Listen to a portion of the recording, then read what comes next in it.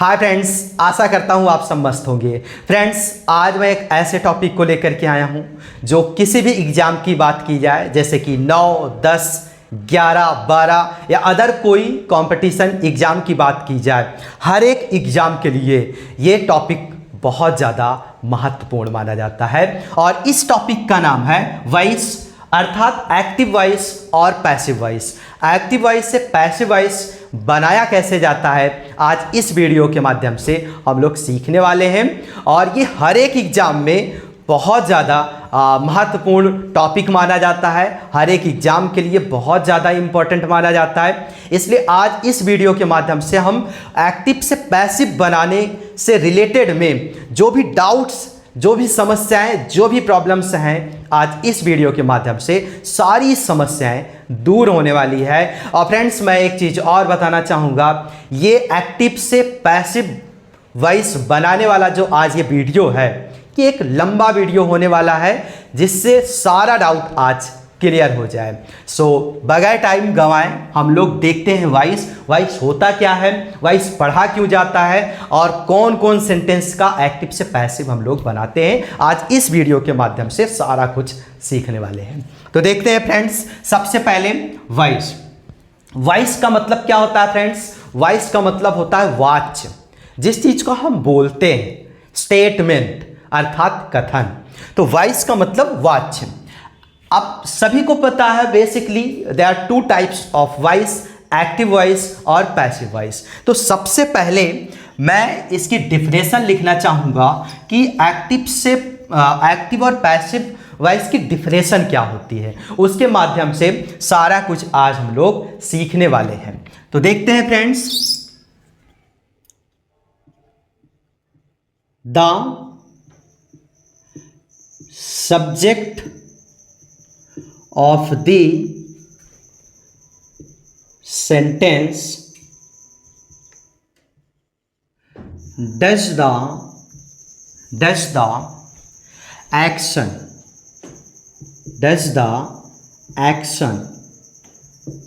is called active voice,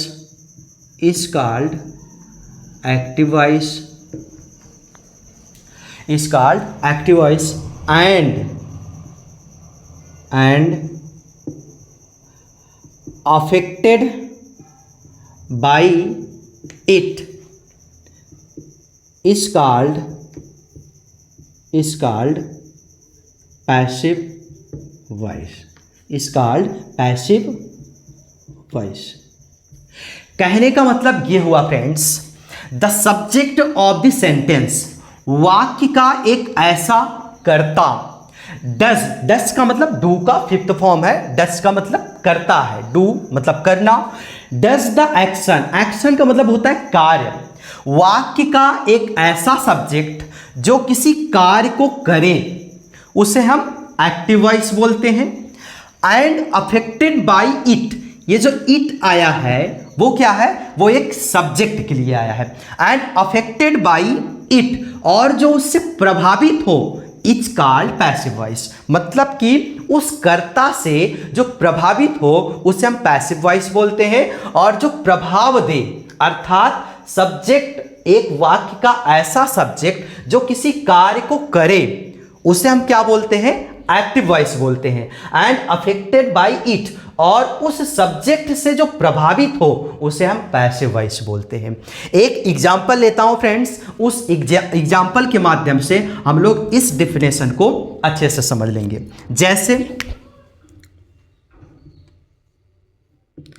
जैसे मैंने एक डिफिनेशन लिखा, मैंने एक सेंटेंस लिखा, Lata eats an apple. Lata eats an apple. अब इसमें फ्रेंड्स काम करने वाला एक सब्जेक्ट कौन है? लता। और ये काम क्या किया जा रहा है इनके द्वारा? खाने का। अब फ्रेंड्स क्या है? The subject of the sentence का, वाक्य का एक ऐसा सब्जेक्ट जो किसी काम को करे। अब फ्रेंड्स इसमें काम करने वाला कौन है? लता। तो अब जब भी किसी इंग्लिश वाक्य में जो सब्जेक्ट काम करने वाला होगा, अर्थात काम करने वाला जो सब्जेक्ट होगा, अगर उस इंग्लिश के वाक्य में उस सब्जेक्ट को सबसे पहले लिखा जाए, अर्थात उसकी प्रधानता बताई जाए, तो वो वाक्य जो होता है वो एक्टिव वॉइस का होता है। और उसी सब्जेक्ट के द्वारा वही सब्जेक्ट उसी सेंटेंस में एक ऐसा शब्द जिस पर वो अपना प्रभाव डाले, अगर उसके माध्यम से, उस शब्द के माध्यम से हम वाक्य की शुरुआत करें तो वो सेंटेंस जो होता है पैसिव वॉइस होता है। वो सेंटेंस क्या होगा फ्रेंड्स? पैसिव वॉइस होगा। जैसे ये हमारा वाक्य जो है एक्टिव वॉइस है। अब अगर इसका हम लोग पैसिव बनाएं तो कैसे होगा? An apple is eaten by Lata. ये क्या हो गया फ्रेंड्स? ये आपका हो गया पैसिव वॉइस। और ये कैसा सेंटेंस है? ये है एक्टिव, और ये क्या है? पैसिव। ये वाक्य क्या है? पैसिव वॉइस है। ये अब लता ईट एन एप्पल, इसमें काम करने वाला लता, अर्थात काम करने वाली एक सब्जेक्ट जो लता है, उनको मैंने पहले लिखा है। तो जब किसी वाक्य में सब्जेक्ट की प्रधानता हो, अर्थात उस वाक्य में काम करने वाले सब्जेक्ट को पहले लिखा जाए, तो वो सेंटेंस हमारा एक्टिव वॉइस होता है। और जिस पर वो प्रभाव डाले, एन एप्पल, इस कर्ता के द्वारा इस एप्पल पर प्रभाव पड़ रहा है। अगर जिस पर प्रभाव पड़े उस सब्जेक्ट को, उस वर्ड को हम अगर इंग्लिश वाक्य में एकदम शुरू में लिखें तो वही वाक्य हमारा क्या हो जाता है? पैसिव वॉइस हो जाता है। उम्मीद करता हूं आपको दोनों में डाउट क्लियर हो गया होगा। और दूसरी बात फ्रेंड्स, एक्टिव वॉइस का जो सेंटेंस होता है बड़ा सिंपल तरीका होता है उसको समझने में, उसको पहचानने में। फ्रेंड्स आप लोगों को पता होगा ये जो टेंस होता है, जो टेंस से संबंधित हम लोग कुछ सेंटेंस को पढ़ते हैं। अर्थात आप लोग को पता होगा टोटल हम 12 प्रकार के टेंस को पढ़ते हैं, और 12 प्रकार के टेंस में सेंटेंस को भी पढ़ते हैं। 12 प्रकार के टेंस में सेंटेंसेज को पढ़ते हैं। और वो सेंटेंसेज कौन कौन से होते हैं? जैसे कि assertive sentence, interrogative sentence, interrogative negative sentence, इसी असर्टिव में अफर्मेटिव होता है और निगेटिव होता है। तो कुछ इस प्रकार से सेंटेंस हम टेंस के अंतर्गत पढ़ते हैं, 12 टेंस के अंतर्गत। सो फ्रेंड्स जो भी सेंटेंस हम टेंस वाले वाक्य के माध्यम से पढ़ते हैं, जो भी सेंटेंस जो है टेंस वाला जो होता है, उन सेंटेंस को हम एक्टिव वॉइस बोलते हैं। उन सेंटेंस को हम क्या बोलते हैं? एक्टिव वॉइस बोलते हैं। अर्थात कहने का मतलब ये हुआ फ्रेंड्स, टेंस के अंतर्गत हम 12 टेंस का सेंटेंस पढ़ते हैं, उसका हिंदी से इंग्लिश में ट्रांसलेशन पढ़ते हैं एक रूल का अकॉर्डिंग। तो जिन सेंटेंस को हम टेंस वाले रूल के हिसाब से पढ़ते हैं उन सेंटेंस को एक्टिव वॉइस कहते हैं। अर्थात टेंस से संबंधित जो भी वाक्य होता है उन वाक्यों को एक्टिव वॉइस माना जाता है, और उन्हीं वाक्यों का जो है पैसिव वॉइस बनाया जाता है। उम्मीद करता हूं आपको ये क्लियर हो गया होगा। या फिर एक तरीका और होता है समझने का, अगर कोई इंग्लिश का वाक्य हो और हम कैसे अगर उसको आइडेंटिफाई करना हो कि वो एक्टिव में है कि नहीं है, तो कैसे समझेंगे? फ्रेंड्स आपको पता होना चाहिए ये जो टेंस होता है, इस टेंस का दूसरा नाम होता है एक्शन। और एक्शन का मतलब होता है कार्य, और कार्य का मतलब ऐसा कोई वाक्य जिस वाक्य में किसी एक सब्जेक्ट के द्वारा कुछ कार्य होता हुआ दिखाई दे। तो अगर कोई एक ऐसा वाक्य जिसमें एक सब्जेक्ट के द्वारा कोई काम होता हुआ दिखाई दे, तो समझ लेना है कि वो वाक्य जो है टेंस का है। वो वाक्य किसका है? टेंस का है। अर्थात जिसमें किसी एक सब्जेक्ट के द्वारा कोई काम हो, तो ऐसे सेंटेंस को हम टेंस का वाक्य मानते हैं। और जो वाक्य टेंस का होता है वही एक्टिव वॉइस होता है। इसीलिए इस टेंस का दूसरा नाम एक्शन है। क्यों? क्योंकि एक्शन का मतलब होता है कार्य, और जिसमें कार्य होता हुआ दिखाई देगा वही टेंस का वाक्य होगा, और जो टेंस का वाक्य होगा वही एक्टिव वॉइस होगा। उम्मीद करता हूं आपको ये डाउट क्लियर हो गया होगा। और इसके अलावा ये जो टेंस का सेंटेंस होता है, जरूरी नहीं है कि सारे सेंटेंस का जो है एक्टिव से पैसिव बनाया जाए। अर्थात कहने का मतलब ये हुआ कि टेंस का जो सेंटेंस होता है, टेंस से रिलेटेड जो सेंटेंस होता है, जो टेंस का स्ट्रक्चर होता है, टेंस के अंतर्गत जो स्ट्रक्चर होता है सेंटेंस का, वो एक्टिव वॉइस होता है। लेकिन जरूरी नहीं है कि सारे एक्टिव वॉइस का पैसिव वॉइस बने, ऐसा नहीं होता है। जैसे लता goes to market, Lata goes to market, Lata eats an apple। मैंने दो सेंटेंस लिखा फ्रेंड्स, और दोनों सेंटेंस में एक सब्जेक्ट के द्वारा कुछ काम हो रहा है। तो इसका मतलब ये हुआ दोनों सेंटेंस टेंस का है, और टेंस का होने के साथ साथ एक्टिव वॉइस में है, और एक्टिव वॉइस में है तो इसका मतलब ये हुआ इसका पैसिव वॉइस भी बनेगा। लेकिन अब देखते हैं दोनों सेंटेंस को। Lata goes to market, Lata market जाती है, और Lata eats an apple, Lata एक सेब खाती है। अब यहां पर डिफिनेशन देखते हैं। The subject of the sentence does the action is called active voice. मतलब किसी एक सेंटेंस में आया हुआ जो सब्जेक्ट होता है, वो अगर कोई काम करे वो क्या हो जाएगा? एक्टिव वॉइस हो जाएगा। लेकिन उसी सब्जेक्ट के द्वारा उसी सेंटेंस में किसी एक शब्द पर, किसी एक वर्ड पर उसका एक प्रभाव पड़े तो वो पैसिव वॉइस हो जाता है। अर्थात उन्हीं सेंटेंस का एक्टिव से पैसिव बनेगा जिन सेंटेंस में कर्ता के द्वारा उसी सेंटेंस में एक शब्द पर प्रभाव पड़े।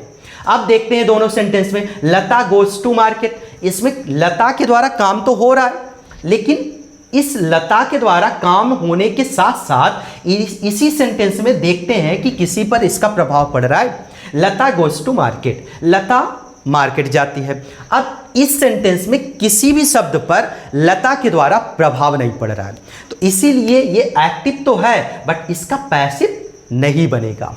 उसी तरह से इसमें देखते हैं लता ईट्स एन एप्पल, लता सेब खाती है। अब इस वाक्य में भी एक काम हो रहा है, लेकिन इसके साथ साथ ये देखना है कि इस लता अर्थात सब्जेक्ट के द्वारा इसी सेंटेंस में क्या किसी शब्द पर प्रभाव पड़ रहा है।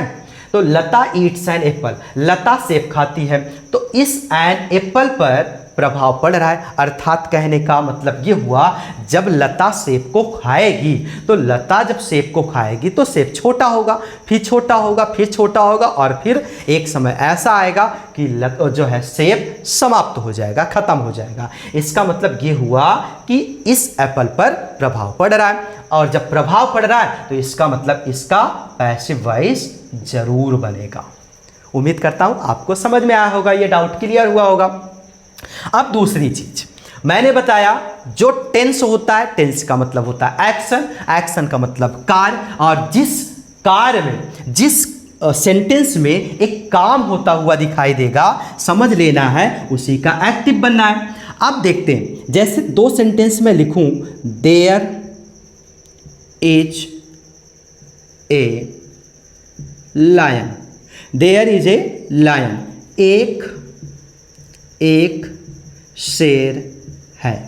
अब फ्रेंड्स, इस इंग्लिश के सेंटेंस में एक भी काम होता हुआ नहीं दिखाई दे रहा है किसी भी एक सब्जेक्ट के द्वारा। तो अगर ये काम होता हुआ इसमें नहीं दिखाई दे रहा है तो इसका मतलब ये सेंटेंस जो है टेंस का नहीं है। क्यों? क्योंकि टेंस का मतलब है एक्शन, एक्शन का मतलब होता है कार्य, और कार्य का मतलब होता है जिस सेंटेंस में एक काम होता हुआ दिखाई दे। तो मतलब इस वाक्य में एक भी काम होता हुआ नहीं दिखाई दे रहा है, तो इसका मतलब ये टेंस का नहीं है। और अगर टेंस का नहीं है तो इसका एक्टिव, मतलब कि ये एक्टिव वॉइस में भी नहीं है और एक्टिव वॉइस में भी नहीं है, तो इसका मतलब इसका पैसिव भी नहीं बनेगा।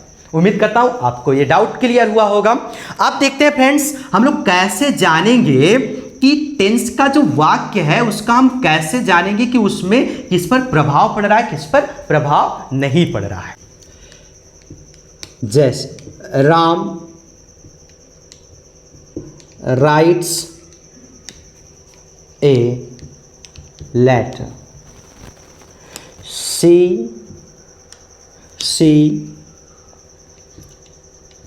eats an orange, I went to market, you had gone to Agra, they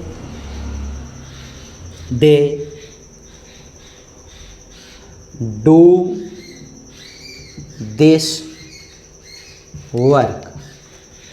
अब फ्रेंड्स देखते हैं यहाँ पर कुछ सेंटेंस है और कुछ सेंटेंस में, इन सेंटेंस में कुछ एक्टिव वॉइस है और कुछ एक्टिव वॉइस नहीं है। अर्थात कहने का मतलब ये हुआ फ्रेंड्स, अब देखते हैं कुछ सेंटेंस को जिसमें हम ये आइडेंटिफाई करेंगे कि किन सेंटेंस का एक्टिव से पैसिव बनना है और किन का नहीं बनना है। अर्थात कहने का मतलब ये हुआ, इन सेंटेंस में अगर आप देखेंगे तो हर एक सेंटेंस में किसी एक सब्जेक्ट के द्वारा कुछ ना कुछ काम होता हुआ दिखाई देगा, बट जरूरी नहीं है कि हर सेंटेंस का एक्टिव से पैसिव बने। और एक चीज और, ये सारा सेंटेंस आपका किसका है, टेंस का है। टेंस का इसलिए है क्योंकि इन सारे सेंटेंस में कुछ ना कुछ एक काम किसी एक सब्जेक्ट के द्वारा जरूर हो रहा है। जैसे राम राइट्स ए लेटर, अब राम के द्वारा पत्र लिखने का काम हो रहा है। शी ईट्स एन ऑरेंज, इसमें ऑरेंज, शी के द्वारा एक ऑरेंज खाने का काम हो रहा है। I went to market, I के द्वारा जाने का काम हो रहा है। You had gone to Agra, you के द्वारा इसमें जाने का काम हो रहा है। They do this work, they के द्वारा कुछ ना कुछ काम हो रहा है।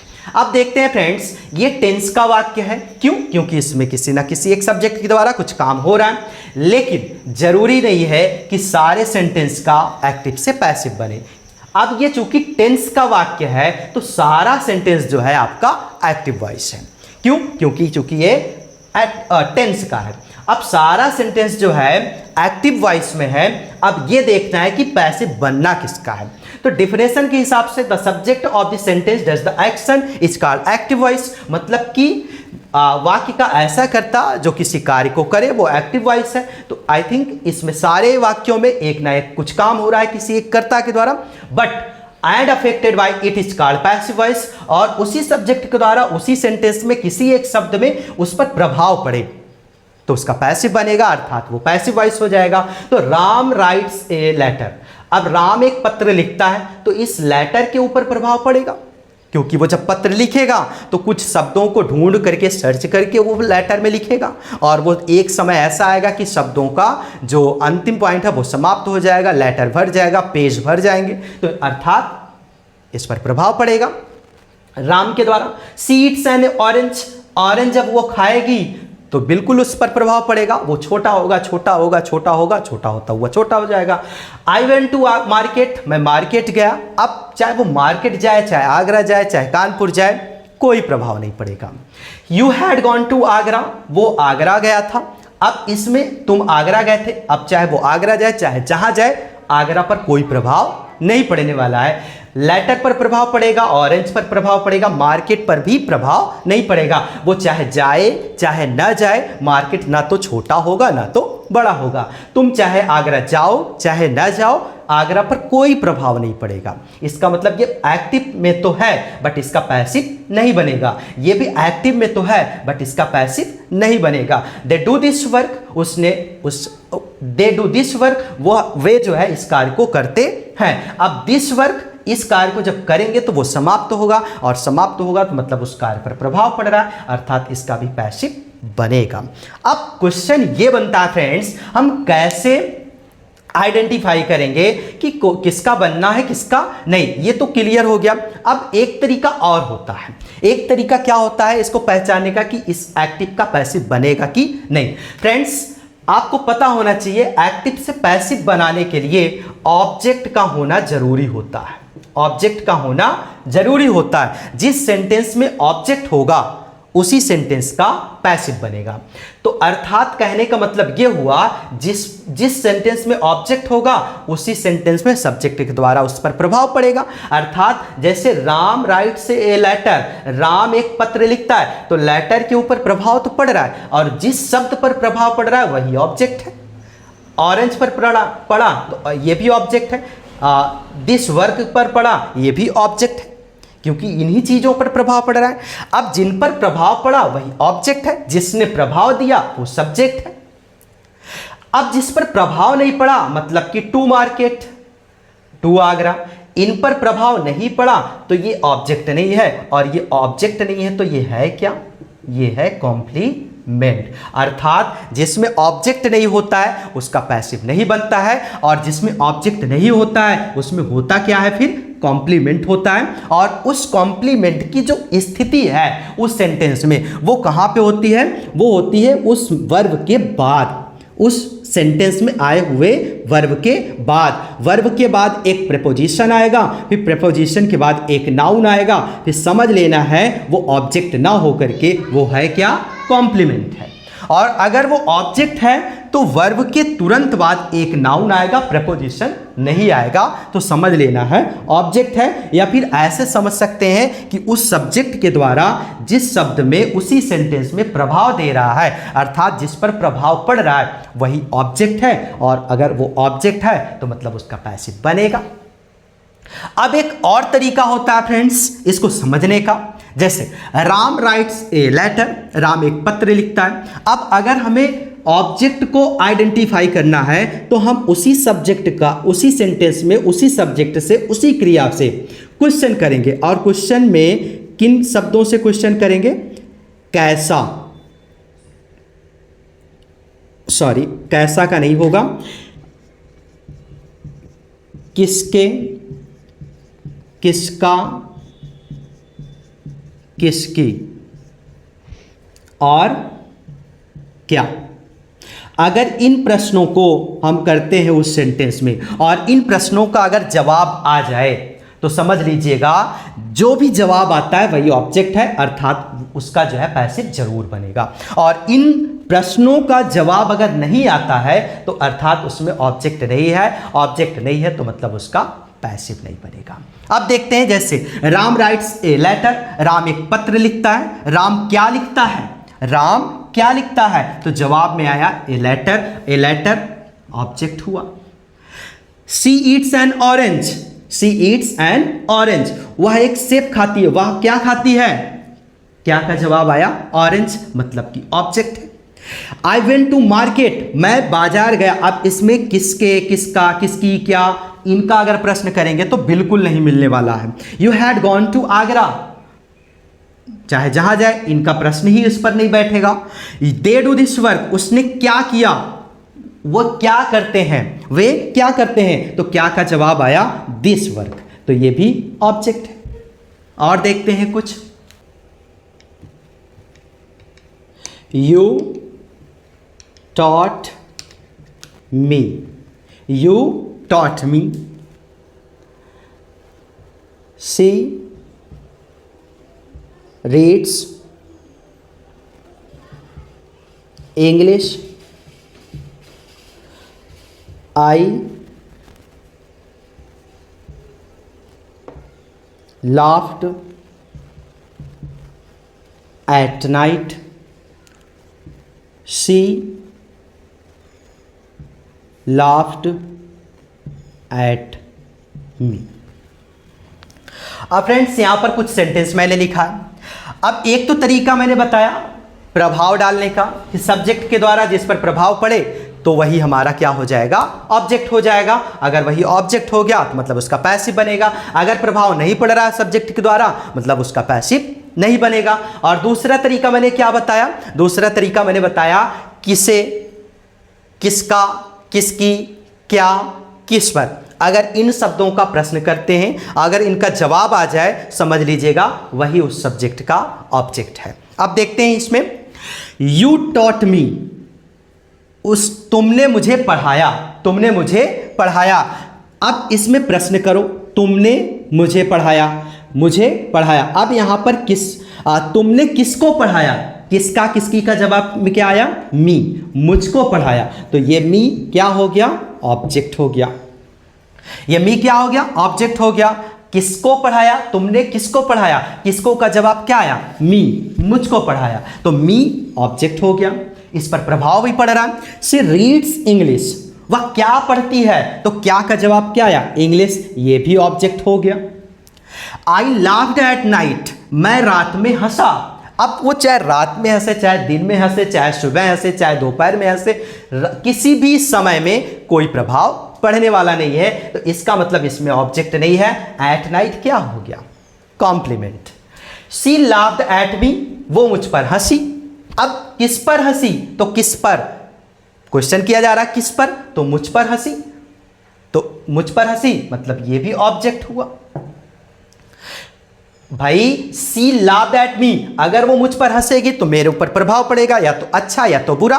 तो अर्थात किस पर पड़ रहा है, मुझ पर पड़ रहा है, तो मतलब ये ऑब्जेक्ट हुआ, प्रभाव तो पड़ ही रहा है। तो उम्मीद करता हूं ये डाउट आपका क्लियर हुआ कि ऑब्जेक्ट वाला सेंटेंस कौन सा होता है और बगैर ऑब्जेक्ट वाला सेंटेंस कौन सा होता है।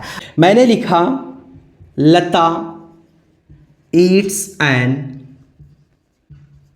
Apple, Lata goes to Mumbai. दो सेंटेंस है friends, Lata eats an apple, Lata goes to Mumbai. अब आप सबको ये डाउट क्लियर ही हो गया कि ऑब्जेक्ट वाला सेंटेंस कौन सा है और नॉन ऑब्जेक्ट वाला सेंटेंस कौन सा है, अर्थात कौन सा एक्टिव से पैसिव बनेगा, कौन सा एक्टिव से पैसिव नहीं बनेगा। तो ये बात तो क्लियर हो गई। अब यहां पर क्या आया हुआ है, ईट्स, ईट्स एन एप्पल, अर्थात कहने का मतलब ये हुआ फ्रेंड्स, जिस सेंटेंस में ईट नाम का वर्ब आ जाए, मेन वर्ब आ जाए, तो कहने का मतलब को खाने की बात होगी, और जब खाने की बात होगी तो कुछ ना कुछ वो खाएगा, और जिस चीज को खाएगा उस पर प्रभाव पड़ेगा। तो अर्थात कहने का मतलब ये हुआ, एक मेन वर्ब ऐसा होता है जो अपने साथ ऑब्जेक्ट लेता है, एक मेन वर्ब ऐसा लेता है। अर्थात अब ईट वर्ब चाहे किसी भी सेंटेंस में आ जाए, अगर बात खाने की है तो जिस चीज को खाया जाएगा उस पर प्रभाव पड़ेगा। अर्थात ये हुआ कि जो ईट मेन वर्ब है ये अपने साथ ऑब्जेक्ट लेता है, अर्थात जिस पर प्रभाव पड़ता है ऐसे ऑब्जेक्ट को लेता है। तो इसका मतलब उस सेंटेंस को हम बोल देंगे ऑब्जेक्ट, उस वर्ब को क्या बोलेंगे फ्रेंड्स, उस वर्ब को बोलेंगे object taken verb, object taken verb.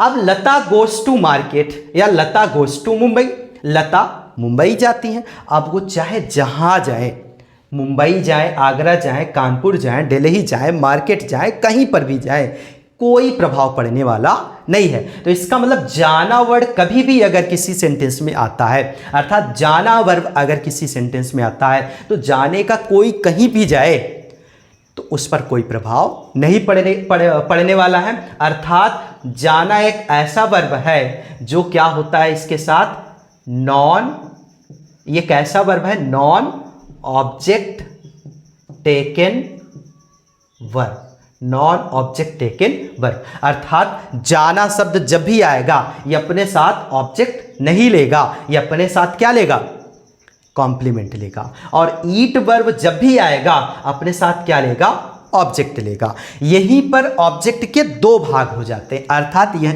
यहीं पर जो वर्ब होता है ये दो भागों में बट जाता है, यहीं पर दो भागों में ये वर्ब जो है बट जाता है। एक वर्ब बट जाता है ऑब्जेक्ट टेकन वर्ब हो जाता है, और एक हो जाता है नॉन ऑब्जेक्ट टेकन वर्ब। अब इनका एक शॉर्ट नाम होता है, इनका एक अपना शॉर्ट नेम होता है। वो नेम क्या है देखते हैं। जो ऑब्जेक्ट टेकन वर्ब है इसको बोला जाता है ट्रांसिटिव वर्ब। इसको क्या बोला जाता है friend, transitive verb, transitive verb. Non, ये क्या हो जाएगा, ट्रांसिटिव वर्ब का मतलब क्या हुआ, object taken verb, object taken verb, object taken verb. और जो नॉन ऑब्जेक्ट टेकन वर्ब है इसका नाम हो जाता है intransitive verb, intransitive verb, intransitive verb. Intransitive verb. अब इसका दूसरा नाम क्या हो जाता है? Non object taken verb. Non object taken verb. Non object taken verb, ये हो गया। गो क्या है? नॉन ऑब्जेक्ट टेकन वर्ब, अर्थात इंट्रांसिटिव वर्ब है, और ईट ट्रांसिटिव वर्ब है, अर्थात ऑब्जेक्ट टेकन वर्ब है। सो फ्रेंड्स, उम्मीद करता हूं आपको ये सारा डाउट क्लियर हो गया होगा। कैसा किन सेंटेंस का हम लोग एक्टिव से पैसिव बनाएंगे, किन सेंटेंस का एक्टिव से पैसिव नहीं बनाएंगे, यहां तक की बात आप सबको उम्मीद करता हूं क्लियर हो गई होगी। अब कुछ और डाउट्स हैं, उन डाउट्स को हम क्लियर करना चाहेंगे। सो फ्रेंड्स, इस प्रकार आपने देखा कि वर्ब जो है दो तरह से हो जाते हैं, अर्थात दो तरह से वर्ब जो है डिवाइड हो जाते हैं, एक ट्रांसिटिव वर्ब और एक इंट्रांसिटिव वर्ब। ट्रांसिटिव वर्ब का मतलब क्या हुआ? ट्रांसिटिव वर्ब का मतलब हुआ object taken verb. Intransitive verb का मतलब होता है नॉन ऑब्जेक्ट टेकन वर्ब, अर्थात इंट्रांसिटिव वर्ब जो अपने साथ ऑब्जेक्ट नहीं लेता, ट्रांसिटिव वर्ब जो अपने साथ ऑब्जेक्ट लेता है, अर्थात जिसमें ऑब्जेक्ट होता है उसी का एक्टिव से पैसिव बनेगा, और जिसमें ऑब्जेक्ट अर्थात जो ऑब्जेक्ट नहीं लेता है उसका एक्टिव से पैसिव नहीं बनेगा। इतना डाउट आई होप आप सबका क्लियर हो गया होगा। अब फ्रेंड्स, दो तीन चीजें और हैं जो डाउट्स से संबंधित हैं, उन डाउट्स को क्लियर कर दिया जाए। जैसे मान लीजिए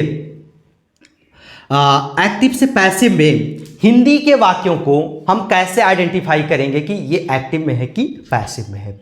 एक्टिव में कौन सा वाक्य होता है हिंदी में और पैसिव में, अब देखते हैं।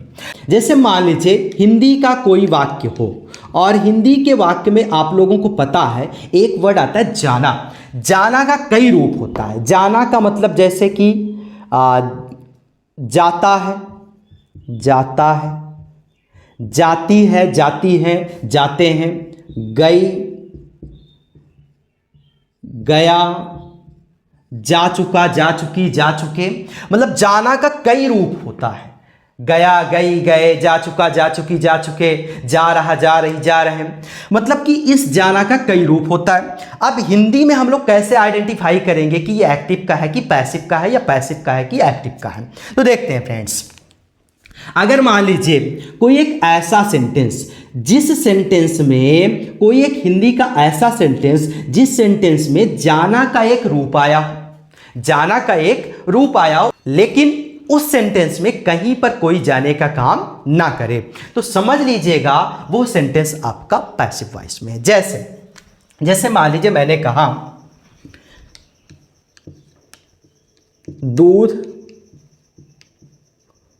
उबल रहा है। दूध उबल रहा है, दूध उबाला जा रहा है, दूध उबाला जा रहा है, गली सज रही है, गली सज रही है, गली सजाई जा रही है, कपड़े सूख गए, कपड़े सूख गए, कुर्सियां टूट गई, कुर्सियां टूट गई। अब फ्रेंड्स यहाँ पर मैंने कुछ सेंटेंस लिखा है हिंदी में, और इन हिंदी सेंटेंस में ये आइडेंटिफाई करना है कि कौन सा एक्टिव है और कौन सा पैसिव है। दूध उबल रहा है, दूध उबल रहा। अब जाना का रूप कोई आया है इसमें? बिल्कुल नहीं आया है।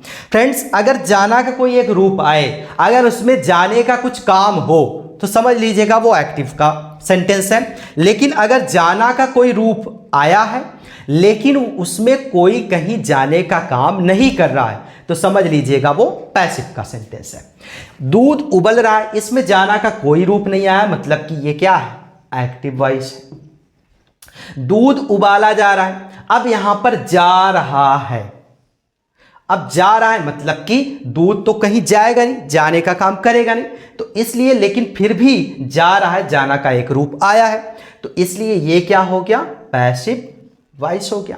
गली सज रही है, अब गली सज रही है, इसमें जाना का रूप नहीं आया है, तो इसलिए ये क्या हुआ, एक्टिव वॉइस। लेकिन गली सजाई जा रही है, अब इसमें गली तो अपनी जगह पर एक जगह पे अस्थाई है, लेकिन अंत में क्या आ रहा है, जा रही है, जाना का एक रूप आ रहा है, अर्थात ये भी क्या है, पैसिव वॉइस। कपड़े सूख गए, अब कपड़े तो जहां पर सुखाने के लिए टांगा गया होगा वो तो वहीं पर है, लेकिन अंत में आया क्या, गए, जो कि जाना का एक रूप है, तो इसलिए ये भी क्या है, पैसिव वॉइस है। कुर्सियां टूट गई, अब भाई कुर्सियां जहां पर है वहीं पर है, अब वो अपने मन से तो कहीं जाएंगे नहीं, तो इसलिए अब अंत में चूंकि क्या आ गया, गई, और जाना का रूप एक गई होता है, तो इसीलिए ये भी क्या है, पैसिव वॉइस है। सो फ्रेंड्स, आपको ये क्लियर हो गया होगा, अगर कोई हिंदी का वाक्य है और उस हिंदी के वाक्य के अंत में जाना का कोई एक रूप आया हो जबकि उसमें कोई जाने का काम ना करे, तो समझ लीजिएगा वो सेंटेंस जो है पैसिव वॉइस का है। लेकिन अगर उसमें जाना का एक रूप आया है और वो जाने का कहीं काम किया जा रहा है, तो समझ लीजिएगा वो सेंटेंस एक्टिव का है। सो फ्रेंड्स, उम्मीद करता हूं आपको ये डाउट भी क्लियर हो गया होगा। सो फ्रेंड्स, अब एक डाउट और है, वो डाउट क्या है कि हम लोग एक्टिव से पैसिव पढ़ते क्यों हैं, why we read active to passive, मतलब कि हम लोग क्यों एक्टिव से पैसिव पढ़ते हैं। अब देखते हैं इस चीज़ को क्यों पढ़ा जाता है।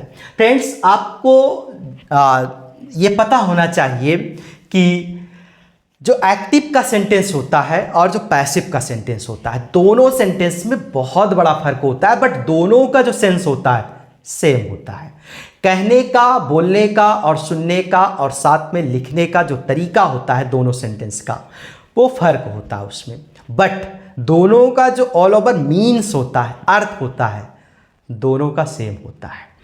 अब जब सेम अर्थ होता है तो फिर इसको हम पढ़ते क्यों हैं, इसको क्यों पढ़ा जाता है, इसके पीछे की वजह क्या है, तो मैं आप सबको बताना चाहूंगा कि इसके पीछे की वजह है क्या। इसके पीछे की वजह यह है कि जो एक्टिव वॉइस होता है, एक्टिव वॉइस का जो सेंटेंस होता है, इसमें जो है पोलाइटली नहीं होता है, पोलाइटलेस होता है। इसमें क्या होता है फ्रेंड्स, पोलाइटलेस होता है, मतलब कि एक्टिव वाला जब सेंटेंस बोला जाता है तो इसमें कोई नम्रता नहीं होती है, कोई नम्रता नहीं होती है, पोलाइटली नहीं होती है, पोलाइटलेस होता है एक्टिव वाला सेंटेंस। लेकिन वहीं पर अगर जो पैसिव वाला सेंटेंस होता है, पैसिव वॉइस वाला जो सेंटेंस होता है, इसमें क्या होता है, इसमें होता है पोलाइटनेस। इसमें क्या होता है, पोलाइटनेस, नम्रता होता है, विनम्रता होती है, और यही बहुत बड़ा दोनों सेंटेंस में फर्क होता है। और फ्रेंड्स, ऑब्वियसली सी बात है, एक्टिव वॉइस का जो सेंटेंस होगा, अगर एक्टिव वॉइस से संबंधित सेंटेंस को हम सामने वाले के सामने बोलते हैं तो जाहिर सी बात है उसको सारा सेंटेंस अच्छा नहीं लगेगा। बट अगर हम उसी सेंटेंस को चेंज करके पैसिव वॉइस में बोलें तो ऑब्वियसली सी बात है उसको बहुत अच्छा एक पॉजिटिव प्रभाव उसके ऊपर पड़ेगा। तो इसीलिए जो है एक्टिव से पैसिव बोला जाता है, पढ़ा जाता है, लिखा जाता है। इसीलिए इस चीज़ को सिलेबस में टॉपिक में रखा गया है कि हम एक्टिव से पैसिव इसीलिए पढ़ते हैं ताकि हम मैक्सिमम सेंटेंस जो है पैसिव में बोलें और उस पैसिव में मिठास होती है। पैसिव वाले सेंटेंस में हर एक शब्दों में मिठास होती है। और इसीलिए फ्रेंड्स, जो लिटरेचर वाली किताब होती है, बुक, रीडर वाली बुक होती है, जो 9, 10, 11, 12 में पढ़ा जाता है, कोई सा भी इंग्लिश का जो किताब होता है, उसमें मैक्सिमम जो सेंटेंस होता है वो पैसिव में होता है। एक्टिव की अपेक्षा पैसिव में ज़्यादा सेंटेंस होते हैं। क्यों? क्योंकि किताबों से हमें books are source of knowledge. किताब जो है नॉलेज का सोर्स होता है और उससे हम सही चीज़ का नॉलेज लेते हैं, और जिसमें पोलाइटनेस होगा उन्हीं चीज़ों को तो हम सीखेंगे, इसीलिए तो वो किताब है। और जिसमें पोलाइटलेस होगा इसलिए उस चीज़ों को कम रखा जाता है। सो फ्रेंड्स, उम्मीद करता हूँ आपको दोनों में डाउट क्लियर हो गया होगा कि एक्टिव से पैसिव हम पढ़ते क्यों हैं। सो फ्रेंड्स, यहीं से ये हमारी बेसिक क्लास समाप्त होती है। अब यहीं से हम लोग जो है एडवांस क्लास को लेने वाले हैं। एक्टिव से पैसिव बनाया कैसे जाता है और उनके कौन कौन से रूल्स हैं, अब हम लोग देखने वाले हैं।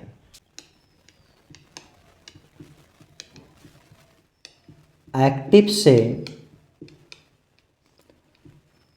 पैसिव बनाने के नियम, मतलब कि रूल्स। एक्टिव से पैसिव बनाने के नियम। अब क्या क्या नियम है देखते हैं। सबसे पहला जो पॉइंट है वो क्या है फ्रेंड्स, पैसिव वॉइस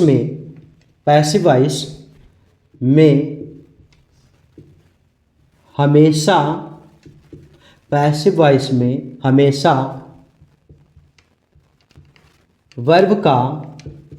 वर्ब का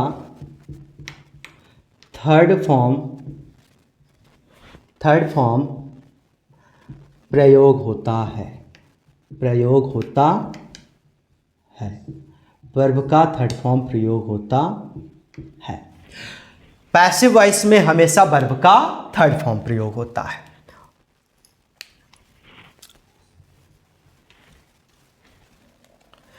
नेक्स्ट है, यदि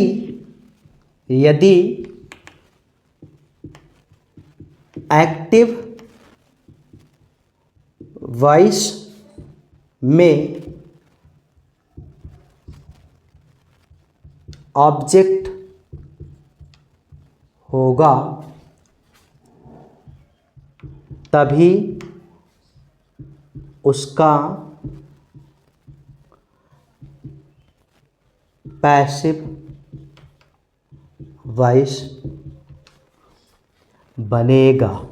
तभी उसका पैसिव वॉइस बनेगा।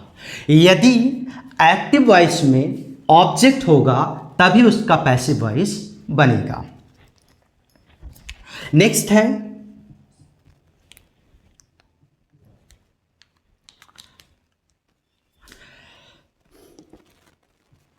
एक्टिव से पैसिव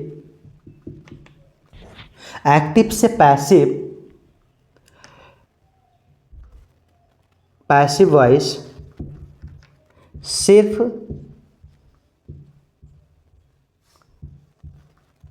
तीन वाक्यों एक्टिव से पैसिव वॉइस सिर्फ 3 वाक्यों का बनाया जाता है।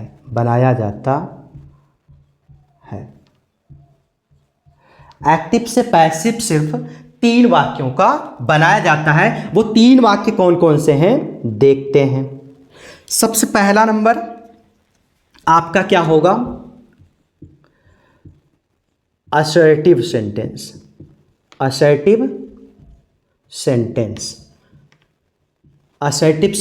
जिसमें 2 तरह के सेंटेंस होते हैं, एक अफर्मेटिव सेंटेंस और दूसरा निगेटिव सेंटेंस। इसी के अंतर्गत हम दोनों को पढ़ेंगे।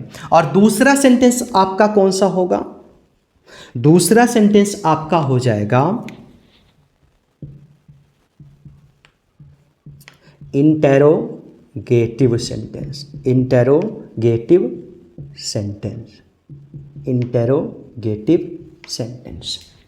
और तीसरा सेंटेंस आपका कौन सा हो जाएगा,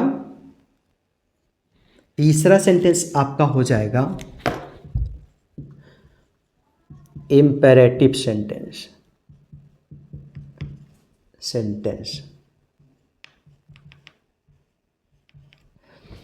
इंट्रोगेटिव सेंटेंस में 2 तरह के सेंटेंस होता है, एक WS टाइप और दूसरा यस या नो टाइप।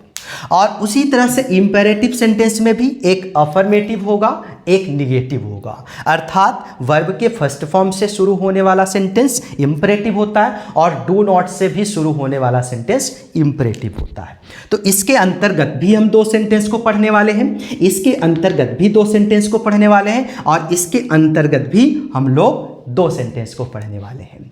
तो इस प्रकार से एक्टिव से पैसिव वॉइस सिर्फ तीन वाक्यों का बनाया जाता है, असर्टिव, इंटेरोगेटिव और इंपेरेटिव। इन तीनों सेंटेंस का ही क्यों बनता है? क्योंकि इन तीनों सेंटेंस में ऑब्जेक्ट जरूर आता है, अर्थात ऑब्जेक्ट आने की प्रबल संभावना होती है।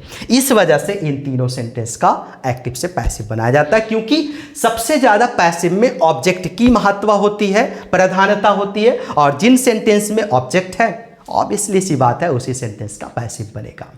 अब फ्रेंड्स, सेंटेंस के साथ साथ अब हम लोग ये देखते हैं टेंस कौन कौन सा है जिनका जो है पैसिव बनाया जाता है।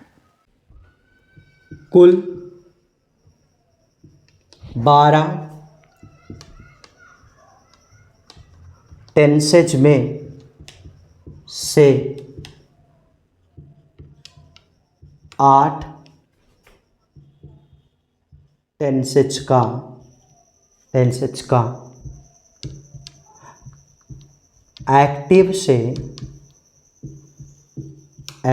है।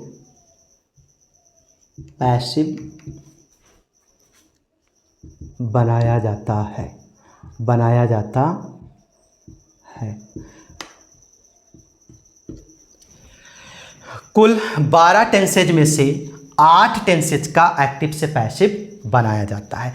वो 8 टेंस कौन कौन से हैं देखते हैं।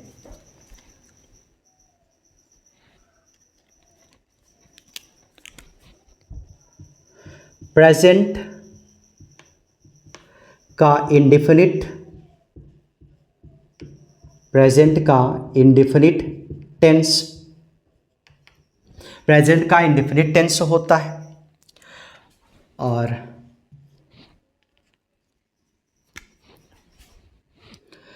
प्रेजेंट का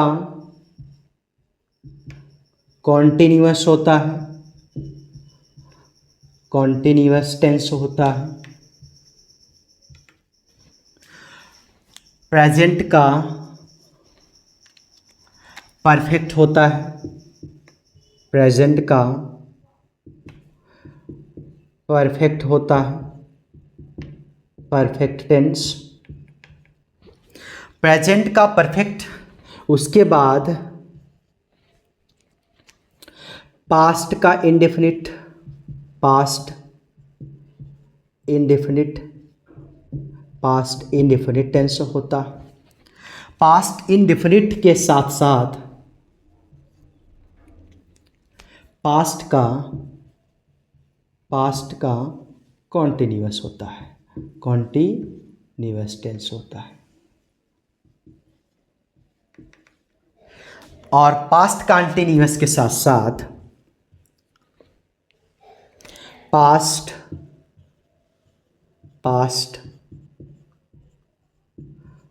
परफेक्ट टेंस होता है।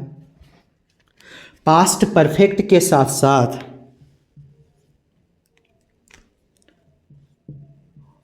फ्यूचर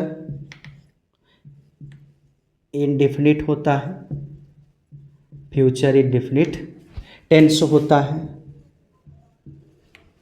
फ्यूचर इंडेफिनिट के साथ साथ आपका फ्यूचर इंडेफिनिट के साथ साथ future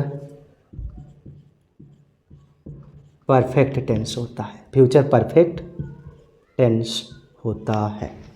so friends, total 8 tense होते हैं जिनका एक्टिव से पैसिव बनाया जाता है।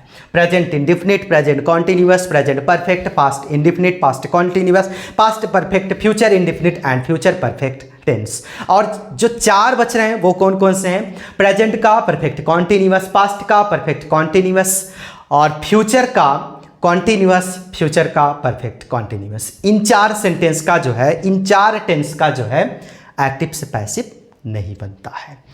अब इन्हीं 8 टेंसेज का हम लोग एक्टिव से पैसिव सीखने वाले हैं। एक्टिव से पैसिव बनाया कैसे जाता है, अब इस चीज को हम लोग देखते हैं। एक्टिव का जो सेंटेंस होगा उसका कुछ इस तरीके से स्ट्रक्चर होगा। सब्जेक्ट, एक हेल्पिंग वर्ब, फिर उसके बाद एक मेन वर्ब और फिर इसके साथ साथ एक ऑब्जेक्ट और फिर अदर वर्ड। ये एक एक्टिव का स्ट्रक्चर है, एक्टिव के वाक्य का स्ट्रक्चर है जिसका हम पैसिव बना सकते हैं। और इसके साथ साथ फ्रेंड्स ये एक असर्टिव सेंटेंस का स्ट्रक्चर है। असर्टिव सेंटेंस का मतलब ये हुआ कि सबसे पहले सब्जेक्ट होगा, फिर एक हेल्पिंग वर्ब होगा, फिर एक मेन वर्ब होगा, फिर एक ऑब्जेक्ट होगा, फिर एक अदर वर्ड होगा। अदर वर्ड आए या ना आए कोई फर्क नहीं पड़ता, इन चारों का होना बहुत जरूरी होता है। अगर जिन सेंटेंस में subject, helping verb, main verb, object, इन चारों में से कोई किसी एक की कमी है, अर्थात हेल्पिंग वर्ब दो ऐसा टेंस होता है, पास्ट का इंडेफिनिट और प्रेजेंट का इंडेफिनिट। पास्ट के इंडेफिनिट का अफर्मेटिव, पास्ट के और प्रेजेंट के इंडेफिनिट का अफर्मेटिव। इन दोनों सेंटेंस में, इन दोनों टेंस में हेल्पिंग वर्ब नहीं होता है, सीधा सीधा सब्जेक्ट, फिर मेन वर्ब और फिर ऑब्जेक्ट। कुछ इस तरीके से उसका स्ट्रक्चर होता है असर्टिव सेंटेंस का। लेकिन इन दोनों टेंस के अलावा उन्हीं दोनों में की बात की जाए, अगर पास्ट के इंडेफिनिट के अफर्मेटिव, प्रेजेंट के इंडेफिनिट के अफर्मेटिव, इन दोनों सेंटेंस को छोड़ दिया जाए तो पास्ट के इंडेफिनिट का नेगेटिव इंट्रोगेटिव, प्रेजेंट के इंडेफिनिट का नेगेटिव इंट्रोगेटिव, उन सेंटेंस में भी हेल्पिंग वर्ब होता है। और इन दोनों सेंटेंस को, इन दोनों टेंस को छोड़ दिया जाए तो हर एक टेंस में हेल्पिंग वर्ब जरूर होता है। और हेल्पिंग वर्ब के बाद एक मेन वर्ब और फिर उसके बाद ऑब्जेक्ट। ये स्ट्रक्चर आपका जो है एक असर्टिव सेंटेंस का है। असर्टिव सेंटेंस का कुछ इस तरीके से स्ट्रक्चर होता है। और जो इंट्रोगेटिव का होगा उसमें सबसे पहले हेल्पिंग वर्ब आएगा, फिर उसके बाद सब्जेक्ट आएगा। अगर वो इंट्रोगेटिव WH टाइप वाला है तो सबसे पहले एक WH वर्ड आएगा, उसके बाद हेल्पिंग वर्ब, फिर सब्जेक्ट आएगा। जो भी बदलाव होना है यहीं पर होना है। तो अब देखते हैं इसका एक्टिव कैसे बनेगा। अब फ्रेंड्स एक चीज और, जो एक्टिव का सेंटेंस है, इस एक्टिव वाले सेंटेंस में इन चीजों का अपना एक पोजीशन है, एक प्लेस वैल्यू है। मतलब कि यहां पर अगर सब्जेक्ट की स्थिति फर्स्ट पर है तो फर्स्ट पर ही, अर्थात नंबर 1 सब्जेक्ट होता है, हेल्पिंग वर्ब नंबर 2 होता है, मेन वर्ब नंबर 3 होता है, ऑब्जेक्ट नंबर 4 होता है, और जो आगे का है वो अदर में आ जाता है, उससे हमें कोई मतलब नहीं है। अब इसका हमें क्या बनाना है, पैसिव।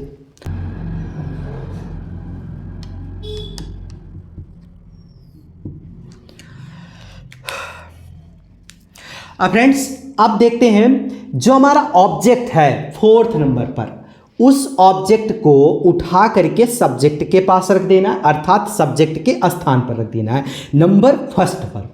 अर्थात ये जो सब्जेक्ट नंबर 1 पर है इसके स्थान को हटा देना है, इस स्थान को खाली कर देना है, और इस खाली स्थान पर इस 4th वाले को रख देना है। और फिर यहाँ 4th वाला खाली स्थान हो गया तो इस 1st वाले को 4th के पास रख देना है। अब कैसे देखते हैं, इस ऑब्जेक्ट को उठा करके यहाँ पर मैंने रख दिया। अब ये ऑब्जेक्ट यहाँ पे आ गया, 4th नंबर यहाँ पे आ गया। अब 4th नंबर यहाँ पे आ गया, उसके बाद फिर जो 2nd नंबर हेल्पिंग वर्ब है उसको एज इट इज वैसे रख देना है।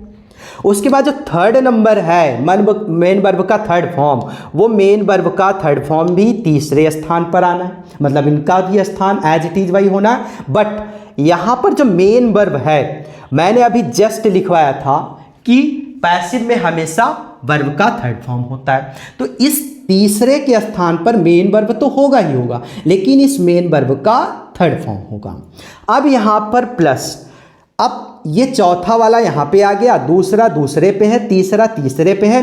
अब इस फर्स्ट वाले को चौथे पे रखना है, बट इस चौथे के स्थान पर रखने से पहले हम यहाँ पर लगाएंगे y, और उसके बाद फिर इस चौथे वाले फर्स्ट वाले को यहाँ पर रख देंगे। तो ये हो गया क्या, ये हो गया आपका पैसिव का स्ट्रक्चर। ये फोर्थ नंबर की स्थिति यहां पर आ गई और जो सेकेंड हेल्पिंग वर्ब था यहीं पर है, मेन वर्ब यहीं पर है और जो फर्स्ट वाला था वो यहां पर आ गया। आई होप आपको इतने में कोई डाउट नहीं हुआ होगा। अब देखते हैं आगे।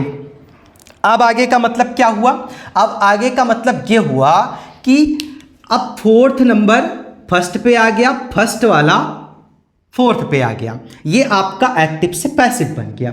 और जो अदर वर्ड है, जो अदर वर्ड है उसको एज इट इज वैसे रख देना है अंत में, फोर्थ नंबर के बाद, अर्थात इस सब्जेक्ट के बाद।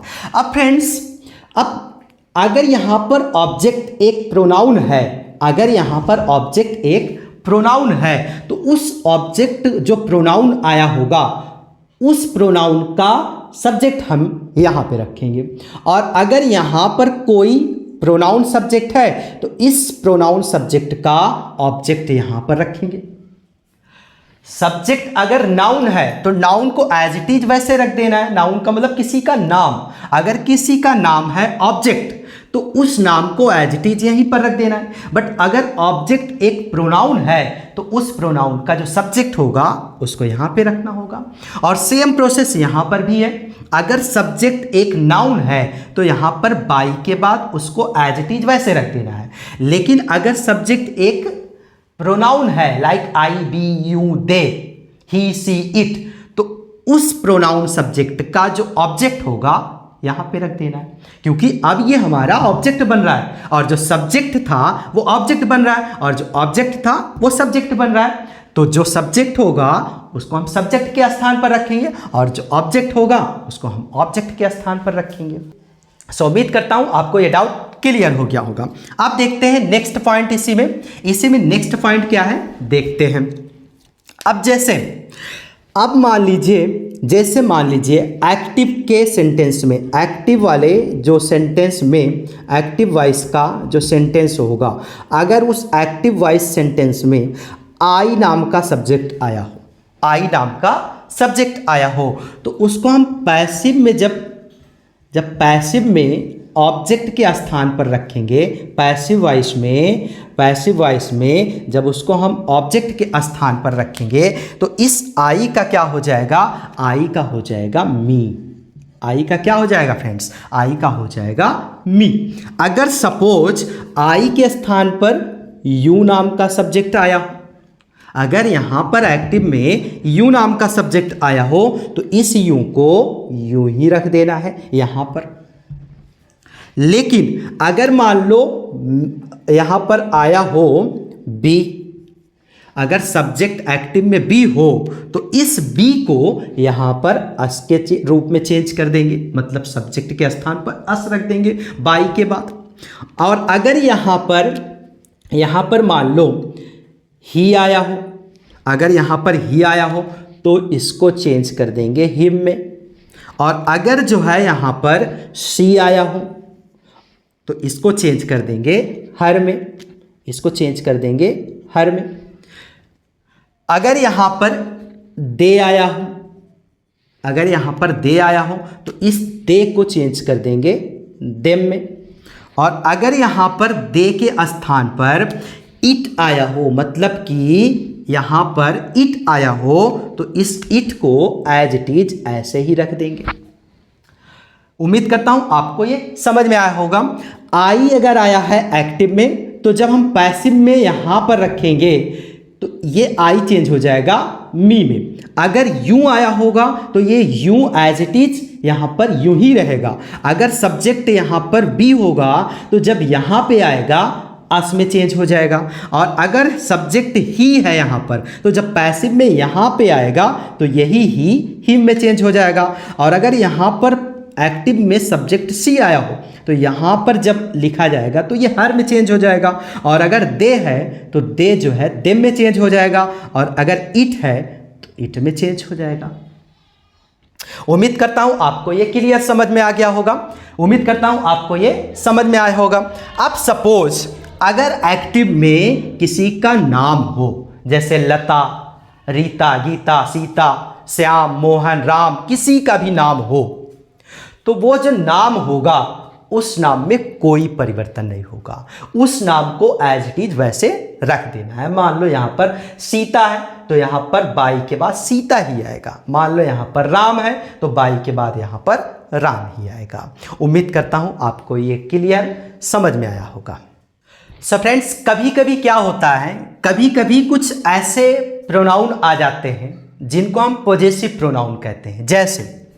जैसे मान लीजिए my, our, his, her, your, their, ये पॉजेसिव प्रोनाउन होता है।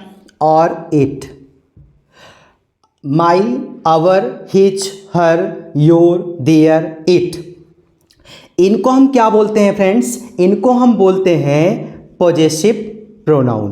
पॉजेसिव प्रोनाउन, इनको हम बोलते हैं पॉजेसिव प्रोनाउन। और जब भी कभी इन शब्दों का प्रयोग किसी इंग्लिश सेंटेंस में होता है तो याद रखिएगा, इन शब्दों के बाद एक नाउन जरूर आता है। इन शब्दों के बाद एक नाउन जरूर आता है, अर्थात इनका प्रयोग एक पेयर में होता है। अर्थात my plus noun, our plus noun, his plus noun, her plus noun, your plus noun, their plus noun, it plus noun, अर्थात इनका यही पेयर होता है। ये कभी भी अकेले जो है वाक्य में प्रयोग ही नहीं होते, इनके साथ सदैव एक नाउन जरूर होता है। और जब इनके साथ एक नाउन आ जाता है तो ये जब एक नया शब्द तैयार हो जाता है तो वो एक शब्द जो है या तो एक सब्जेक्ट बनेगा, या तो फिर एक ऑब्जेक्ट बनेगा। जैसे मान लो मैंने कहा माई फ्रेंड, अब यहाँ पर माई पॉजेसिव है, इसके बाद फ्रेंड एक नाउन है। अब ये एक नया शब्द बन गया। अब ये एक नया शब्द वाक्य के बीच में जब आएगा या तो एक सब्जेक्ट होगा या तो एक ऑब्जेक्ट होगा, और एक चीज और बताऊं फ्रेंड्स, जब भी इनका प्रयोग एक सब्जेक्ट या ऑब्जेक्ट के रूप में हो तो याद रखिएगा ये हमेशा सिंगुलर होते हैं, ये हमेशा सिंगुलर होंगे। अर्थात चाहे माई के साथ नाउन आए, चाहे आवर के साथ नाउन आए, चाहे his, her, your, their, it, किसी के साथ, इन चीज़ों के साथ अगर नाउन आता है तो वो एक सब्जेक्ट या तो ऑब्जेक्ट के रूप में प्रयोग होगा और साथ में वो सिंगुलर माना जाएगा, या तो सिंगुलर सब्जेक्ट या तो सिंगुलर ऑब्जेक्ट। अगर वो सिंगुलर सब्जेक्ट है तो सिंगुलर उसके साथ वर्ब भी होगा, अगर वो सिंगुलर है तो वर्ब भी सिंगुलर ही होगा। सो उम्मीद करता हूं आपको ये डाउट क्लियर हुआ होगा। अब फ्रेंड्स, इनका प्रयोग जो है कभी कभी एक्टिव वॉइस में हो जाता है। अगर जब इनका एक्टिव वॉइस में प्रयोग होता है, जैसे माई फ्रेंड, अब ये मान लो एक सब्जेक्ट के रूप में आया है, तो जब हम इसका प्रयोग पैसिव में करेंगे, जब इनका हम उस माई फ्रेंड वाले सेंटेंस का प्रयोग पैसिव बनाते समय करेंगे तो बाई के बाद my friend as it is वैसे रखा जाएगा, या फिर चाहे माई फ्रेंड हो, चाहे आवर फ्रेंड हो, चाहे हिज फ्रेंड हो, चाहे हर फ्रेंड हो, चाहे योर फ्रेंड हो, चाहे डियर फ्रेंड हो, या चाहे इट्स फ्रेंड हो। सॉरी, यहाँ पर इट्स होता है फ्रेंड्स, यहाँ पर इट्स होता है, इट्स फ्रेंड। अब इनके साथ जो है एक नाउन आएगा और इनको एज इट इज वैसे पैसिव में भी रख दिया जाएगा बाई के बाद। अगर ये ऑब्जेक्ट के रूप में आता है, अगर एक्टिव वॉइस में ऑब्जेक्ट के रूप में आता है तो ऑब्जेक्ट के रूप में जब आएगा तो इसको जब हम सब्जेक्ट बनाएंगे एज इट इज वैसे रख दिया जाएगा और इसके साथ जो है एक सिंगुलर वर्ब का प्रयोग होगा। अगर ये सिंगुलर सब्जेक्ट या ऑब्जेक्ट के रूप में होता है तो इसके साथ जो है सिंगुलर वर्ब का भी प्रयोग होता है। तो उम्मीद करता हूं आपको ये डाउट क्लियर हो गया होगा। अब एक लास्ट पॉइंट है जिनको हम समझने के बाद जो है आसानी से एक्टिव से पैसिव बनाना सीख जाएंगे। सो फ्रेंड्स, जो लास्ट पॉइंट है वो कुछ इस तरीके से है। एक साइड में आपका एक्टिव वॉइस का है, एक साइड में आपका पैसिव वॉइस में है। इस साइड में टोटल 8 टेंस हैं, 1 2 3 4 5 6 7 और 8। और मैंने बताया भी था अभी जस्ट कि एक्टिव का जो टेंस है टोटल 8 टेंस का पैसिव बनता है और टोटल यही 8 टेंस हैं जिनका एक्टिव से पैसिव बनता है। एक क्या है, प्रेजेंट का इंडेफिनिट है, दूसरा प्रेजेंट का कॉन्टिन्यूअस, फिर प्रेजेंट का परफेक्ट, पास्ट का इंडेफिनिट, पास्ट का कॉन्टिन्यूअस, पास्ट का परफेक्ट और फ्यूचर का इंडेफिनिट और फ्यूचर का परफेक्ट टेंस। इन्हीं 8 टेंस का पैसिव बनता है और कुछ इस तरीके से बनता है।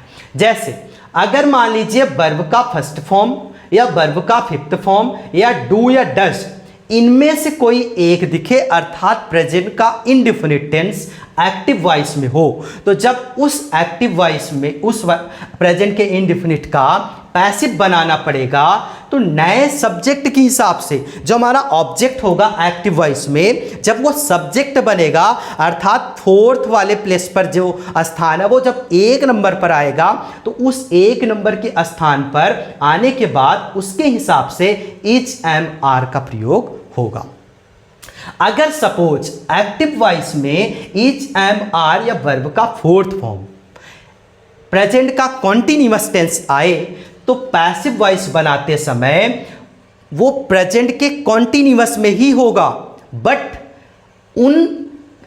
उन सेंटेंस में इज एम आर के साथ बीइंग का भी प्रयोग होगा, अर्थात is being, am being, are being का प्रयोग होगा।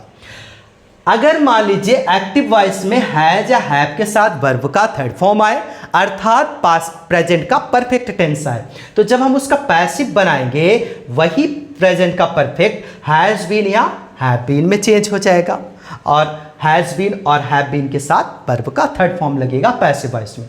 अगर सपोज वर्ब का सेकेंड फॉर्म आ जाए या फर्स्ट फॉर्म आ जाए या फिर डिड आ जाए अर्थात पास्ट का इंडेफिनिट टेंस आ जाए, तो जब हम उसका पैसिव बनाएंगे नए सब्जेक्ट के हिसाब से according to the new subject use of was या वर। अगर मान लीजिए एक्टिव वॉइस में वाज या वर प्लस वर्ब का फोर्थ फॉर्म आए तो जब हम पैसिव बनाएंगे वही वाज या वर के साथ वाज बीइंग या वर बीइंग का प्रयोग होगा नए सब्जेक्ट के हिसाब से। अगर सपोज हैड के साथ वर्ब का थर्ड फॉर्म आए एक्टिव वॉइस में तो वो चेंज हो जाएगा हैड बीन में विथ ऑल सब्जेक्ट्स, हर एक सब्जेक्ट के साथ हैड बीन का प्रयोग होगा इन पैसिव वॉइस। अगर सपोज एक्टिव वॉइस में फ्यूचर का इंडेफिनिट आ जाए विल या शैल प्लस वर्ब का फर्स्ट फॉर्म, तो जब हम पैसिव बनाएंगे वही चेंज हो जाएगा विल बी या शैल बी। अगर सपोज एक्टिव वॉइस में विल हैव या शैल हैव प्लस वर्ब का थर्ड फॉर्म अर्थात फ्यूचर का परफेक्ट टेंस आ जाए तो वो पैसिव में जब बनाएंगे तो विल हैव बीन या शैल हैव बीन में चेंज हो जाएगा according to the new subject. I hope आपको ये डाउट क्लियर हुआ होगा। ये आपका टेंस है जो 8 प्रकार का टेंस होता है जिनका हम एक्टिव से पैसिव बनाते हैं। फ्रेंड्स इसमें आप देख रहे हैं कहीं कहीं पर डबल हेल्पिंग वर्ब है, जैसे is being, am being, are being, has been, have been, was being, were being, will be, shall be, will have been, shall have been, इसमें 3 हेल्पिंग वर्ब है। और आपको बताना चाहूंगा अगर जो भी कॉन्टिन्यूअस है जैसे प्रेजेंट का कॉन्टिन्यूअस और पास्ट का कॉन्टिन्यूअस, इन दोनों कॉन्टिन्यूअस में आप देख रहे हैं बीइंग का प्रयोग इन दोनों कॉन्टिन्यूअस में हुआ है। और आपको मैं बताना चाहूंगा जो हमारा परफेक्ट वाला है, ये वाला परफेक्ट वाला जो परफेक्ट टेंस है वो चाहे प्रेजेंट का हो या चाहे पास्ट का हो या फिर चाहे फ्यूचर का हो, इन तीनों परफेक्ट में आप देख रहे हैं बीन का प्रयोग जरूर हुआ है, बीन का प्रयोग जरूर हुआ है।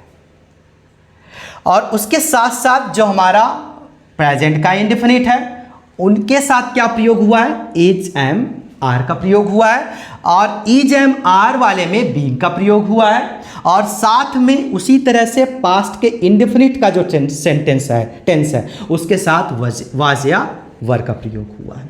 अर्थात प्रेजेंट इंडेफिनिट के बाद प्रेजेंट का कॉन्टिन्यूअस आता है तो कॉन्टिन्यूअस वाला हेल्पिंग वर्ब लग गया और पास्ट के इंडेफिनिट के बाद पास्ट का कॉन्टिन्यूअस आता है, तो पास्ट के इंडेफिनिट में पास्ट का कॉन्टिन्यूअस वाला हेल्पिंग वर्ब लग गया। उम्मीद करता हूं आपको ये डाउट क्लियर हो गया होगा और यहीं पर सारे पॉइंट्स समाप्त होते हैं। ये सारा आपका एक्टिव से पैसिव बनाने का नियम समाप्त होता है। अब हम लोग उदाहरण देखेंगे, एक से बढ़कर एक सेंटेंस को देखते हैं जिनको इन्हीं रूल्स पर, जितना अभी तक हम लोगों ने रूल्स को पढ़ा उन्हीं रूल्स के अकॉर्डिंग जो है अब एक्टिव से पैसिव हम लोग बनाएंगे। सो फ्रेंड्स, अब देखते हैं कुछ उदाहरण को। जैसे मान लीजिए मैंने कहा I eat an apple, I eat an apple. अब इसका हमें क्या बनाना है, इसका हमें बनाना है पैसिव वॉइस, इसका हमें बनाना है पैसिव वॉइस। सबसे पहले हमें यह देखना है कि किस टेंस में है और उसके साथ साथ प्रभाव सब्जेक्ट के द्वारा किस पर पड़ रहा है। तो आई ईट एन एप्पल, ये आपका प्रेजेंट का इंडेफिनिट टेंस है और एन एप्पल के ऊपर आई के द्वारा प्रभाव पड़ रहा है। इसका मतलब ये हुआ, अभी जस्ट हम लोगों ने देखा कि अगर मान लीजिए वर्ब का फर्स्ट फॉर्म हो, वर्ब का फिफ्थ फॉर्म हो या डू या डज का प्रयोग हुआ हो तो वो प्रेजेंट का इंडेफिनिट होता है। और जब ऐसे वाक्यों का एक्टिव से पैसिव बनाया जाता है तो हम नए सब्जेक्ट के हिसाब से इज एम आर के साथ उसको रखते हैं। तो यहाँ पर आई ईट एन एप्पल और इसके साथ साथ मैंने अभी बताया उसकी पोजीशन क्या है। अब पोजीशन में आई फर्स्ट नंबर पर है, एकदम सही है, और सेकेंड नंबर पर एक हेल्पिंग वर्ब होता है, लेकिन यहां पर इस सेंटेंस में हेल्पिंग वर्ब नहीं है, डायरेक्ट क्या है, मेन वर्ब है। और आपको बताना चाहूंगा मेन वर्ब की पोजीशन तीसरे नंबर पर है, तो यहां पर ईट तीसरे नंबर पे आ गया डायरेक्ट और एन एप्पल ऑब्जेक्ट है जिस पर ये प्रभाव डाल रहा है आई, तो ये चौथे नंबर पर है। तो इसका मतलब इसमें हेल्पिंग वर्ब नहीं है। और मैंने बताया भी था दो टेंस ऐसे होते हैं, प्रेजेंट का इंडेफिनिट का अफर्मेटिव और पास्ट के इंडेफिनिट का अफर्मेटिव। इन दोनों सेंटेंस का जो अफर्मेटिव होता है इसमें हेल्पिंग वर्ब का प्रयोग नहीं होता है। तो वही है यहाँ पर, प्रेजेंट का इंडेफिनिट है, अफर्मेटिव सेंटेंस है, इसमें हेल्पिंग वर्ब का प्रयोग नहीं हुआ है, लेकिन जब हम पैसिव बनाएंगे तो उसमें हेल्पिंग वर्ब का प्रयोग होगा। तो अब यहां पर जो फोर्थ नंबर है उसको फर्स्ट नंबर पर रखना है, तो एन एप्पल पहले हो गया। अब मैंने अभी लिखवाया था कि I eat an apple first form आया है, तो अब नए सब्जेक्ट के हिसाब से वो चेंज हो जाएगा इज एम आर में। तो एन एप्पल एक सिंगुलर है तो इसके हिसाब से यहाँ पर इज आया। तो अब देखिए यहाँ पर सब्जेक्ट हो गया, एक नया सब्जेक्ट हो गया, हेल्पिंग वर्ब हो गया, और हेल्पिंग वर्ब के जस्ट बाद हमें थर्ड फॉर्म लगाना है मेन वर्ब का। अब मेन वर्ब का थर्ड फॉर्म ईट का थर्ड फॉर्म ईट है, और जैसे फ्रेंड्स पैसिव में थर्ड फॉर्म का प्रयोग होगा उसके तुरंत बाद बाई का प्रयोग करना है, और जब बाई का प्रयोग कर देना है तो जो फर्स्ट नंबर पर है आई उस बाई के बाद लगा देना है। अब चूंकि आई हमारा एक प्रोनाउन सब्जेक्ट है और मैंने लिखवाया अगर आई आता है एक्टिव वॉइस में एज ए सब्जेक्ट, तो जब उसका हम प्रयोग करेंगे पैसिव में तो बाई के बाद वही आई मी में चेंज हो जाएगा, अर्थात उसका ऑब्जेक्ट हो जाएगा। आई का ऑब्जेक्ट मी होता है तो वो मी में चेंज हो जाएगा। तो उम्मीद करता हूं आपको ये समझ में आया होगा। अगर सपोज यही एक्टिव सेंटेंस में प्रेजेंट के कॉन्टिन्यूअस में होता, जैसे I am eating N apple, I am eating an apple, तब क्या होता फ्रेंड्स, अब इसका जब हम पैसिव बनाएंगे तो ये पैसिव कैसे चेंज होगा। अब चूंकि ये प्रेजेंट का कॉन्टिन्यूअस है, तो अब जब प्रेजेंट का कॉन्टिन्यूअस है तो फर्स्ट नंबर आई मतलब subject, second number helping verb, third number main verb, fourth number object. तो इसकी पोजीशन सेम टू सेम एकदम सही है। तो सबसे पहला काम क्या करना है, एन एप्पल फोर्थ नंबर को फर्स्ट नंबर पर रखो, एन एप्पल रख देना है, एन एप्पल। उसके बाद जो इज एम आर आया है एक्टिव में नए सब्जेक्ट के हिसाब से, वही इज एम आर के साथ बीइंग के साथ बदल जाएगा। तो एन एप्पल सिंगुलर है तो इसके साथ इज लगेगा और साथ में बीइंग का प्रयोग होगा। तो एन एप्पल इज बीइंग, तो अब देखो यहाँ पर एक सब्जेक्ट हो गया, हेल्पिंग वर्ब हो गया, और हेल्पिंग वर्ब के बाद क्या होना चाहिए, main verb. Main verb eating है, ईटिंग का थर्ड फॉर्म क्या होता है, ईटेन।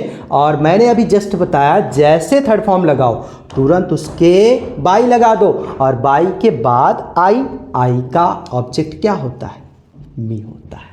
उम्मीद करता हूं आपको समझ में आया होगा। अब देखते हैं फ्रेंड्स, अगर यही सेंटेंस आपका प्रेजेंट के परफेक्ट में हो, अगर यही सेंटेंस आपका प्रेजेंट के परफेक्ट में हो तो कैसे चेंज होगा भाई। अब समझते हैं, I have eaten an apple, I have eaten an apple. अब यही अगर आपका प्रेजेंट के परफेक्ट में है तो इसका हमें पैसिव कैसे बनाना होगा, देखते हैं फ्रेंड्स। इसमें भी पोजीशन एकदम सही है, फर्स्ट पे सब्जेक्ट, सेकंड पे हेल्पिंग वर्ब, थर्ड पे मेन वर्ब और फोर्थ पर एन एप्पल अर्थात ऑब्जेक्ट। अब इसका पैसिव कैसे बनेगा, फोर्थ वाले को आपको रखना पड़ेगा फर्स्ट पर, एन एप्पल। उसके बाद आपको देखना है एक्टिव में अगर हैज़ हैव आता है तो नया सब्जेक्ट के हिसाब से हैज़ बीन या हैव बीन में चेंज होगा। तो एन एप्पल हैज़ बीन, अब सब्जेक्ट हो गया, हेल्पिंग वर्ब हो गया, अब मेन वर्ब लिखना है, main verb eaten third form होना चाहिए, ऑलरेडी थर्ड फॉर्म है। और जैसे मेन वर्ब लगाओ थर्ड फॉर्म, बाई लगा करके आई है तो यहाँ पर बी हो जाएगा। उम्मीद करता हूँ आपको समझ में आ रहा होगा। अगर सपोज यही आपका एक्टिव किस में हो, पास्ट के इनडेफिनिट में हो, यही आपका एक्टिव पास्ट के इनडेफिनिट में हो तो क्या होगा, जैसे आई एट एन एप्पल, आई एट एन एप्पल। अब इसका अगर हमें पैसिव बनाना तो कैसे बनेगा, इसका पैसिव कैसे बनेगा भाई। अब देखते हैं।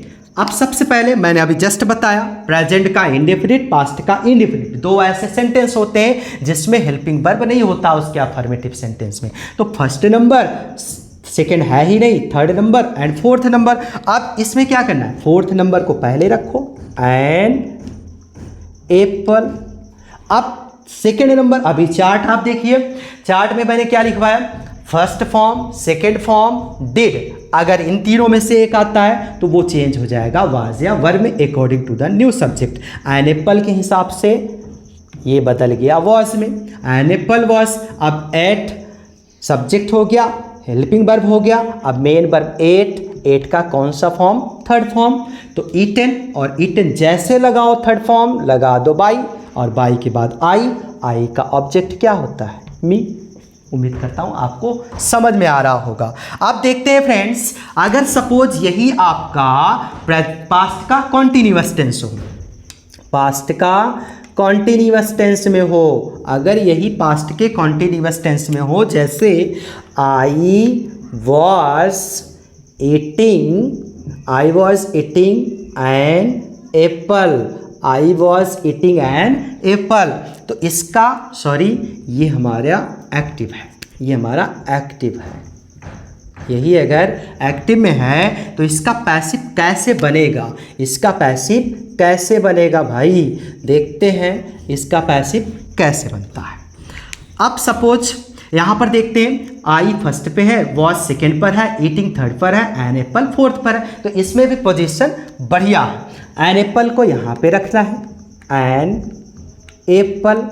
अब चार्ट में फिर देखिए, एक्टिव वॉइस में अगर वॉज या वर आता है और कॉन्टिन्यूअस भी है तो कॉन्टिन्यूअस में बीइंग जरूर लगता है। तो एन एप्पल इसके हिसाब से वॉज लगेगा और साथ में बीइंग लगेगा। एन एप्पल वॉज बीइंग, और फिर उसके बाद ईटेन थर्ड फॉर्म, और जैसे लगाओ थर्ड फॉर्म उसके बाद बाई लगा दो और आई का चेंज हो जाएगा मी में। उम्मीद करता हूं आपको समझ में आ रहा होगा। अब कुछ और सेंटेंस को, इसी सेंटेंस को देखते हैं कुछ अन्य टेंस में।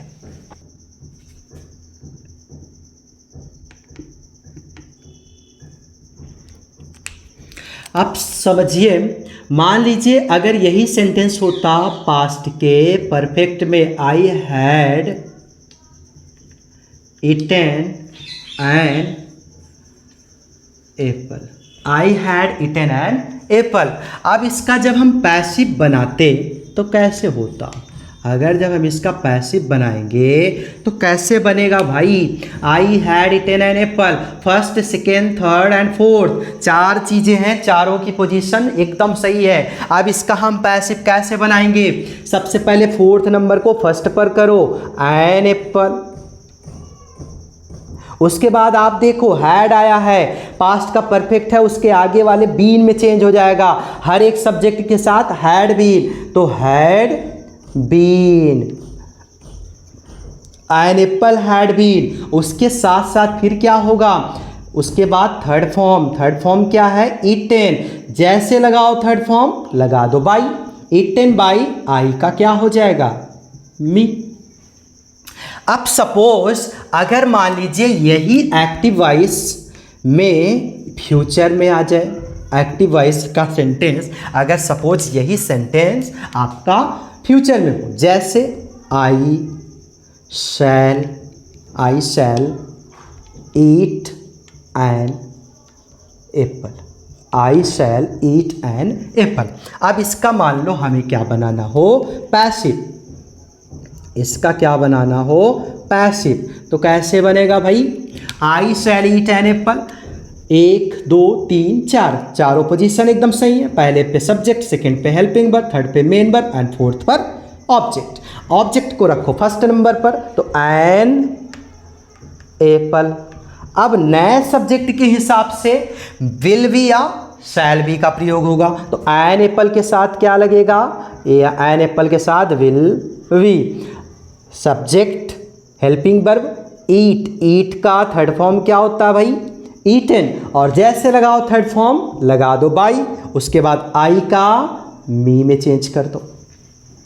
उम्मीद करता हूं आपको समझ में आ रहा होगा। अब सपोज अगर मान लो अगर एक्टिव में यही सेंटेंस आपका हो फ्यूचर के परफेक्ट टेंस में, जैसे I shall have eaten an apple. अब इसका हमें पैसिव बनाना हो तो कैसे होगा? इसका हमें पैसिव बनाना हो तो कैसे होगा भाई? देखते हैं। अब एक शैल हैव, एक helping verb, first second third and fourth, तो अब एन एप्पल को पहले रखो, एन एप्पल। अब एन एप्पल के बाद शैल हैव विल हैव को चेंज करना है, विल हैव बीन या shall have been according to this subject. An apple के बाद will have been, an apple will have been. उसके बाद ईटेन थर्ड फॉर्म, ईटेन जैसे लगाओ फिर बाई लगा दो, बाई के बाद आई का हो जाएगा मी। सो फ्रेंड्स, उम्मीद करता हूं आपको पूरी तरह से समझ में आ गया होगा। मैंने एक ही सेंटेंस को लेकर के हर प्रकार के टेंस में उसको चेंज किया और उसका पैसिव कैसे होता है ये भी चीज़ हम लोगों ने सीखा। अब कुछ और उदाहरण को विभिन्न तरह के सेंटेंस का देखते हैं।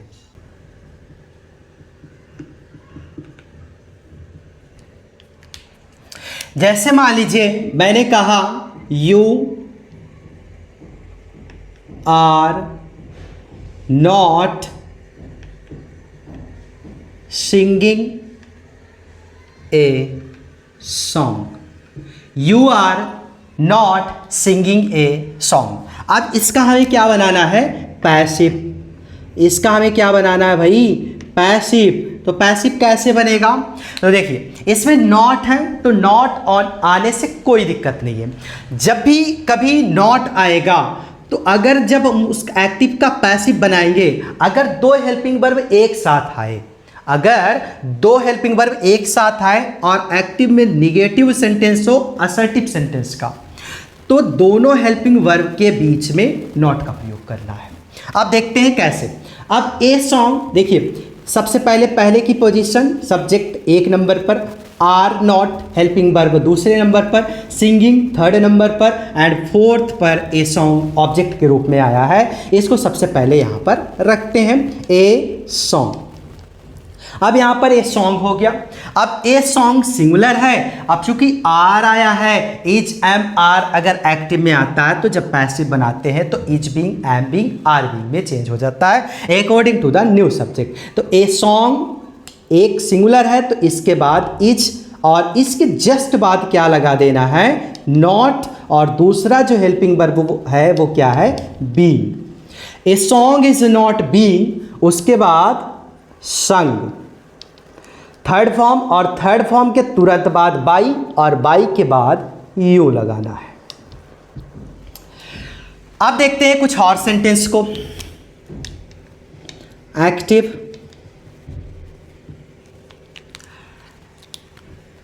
माई फ्रेंड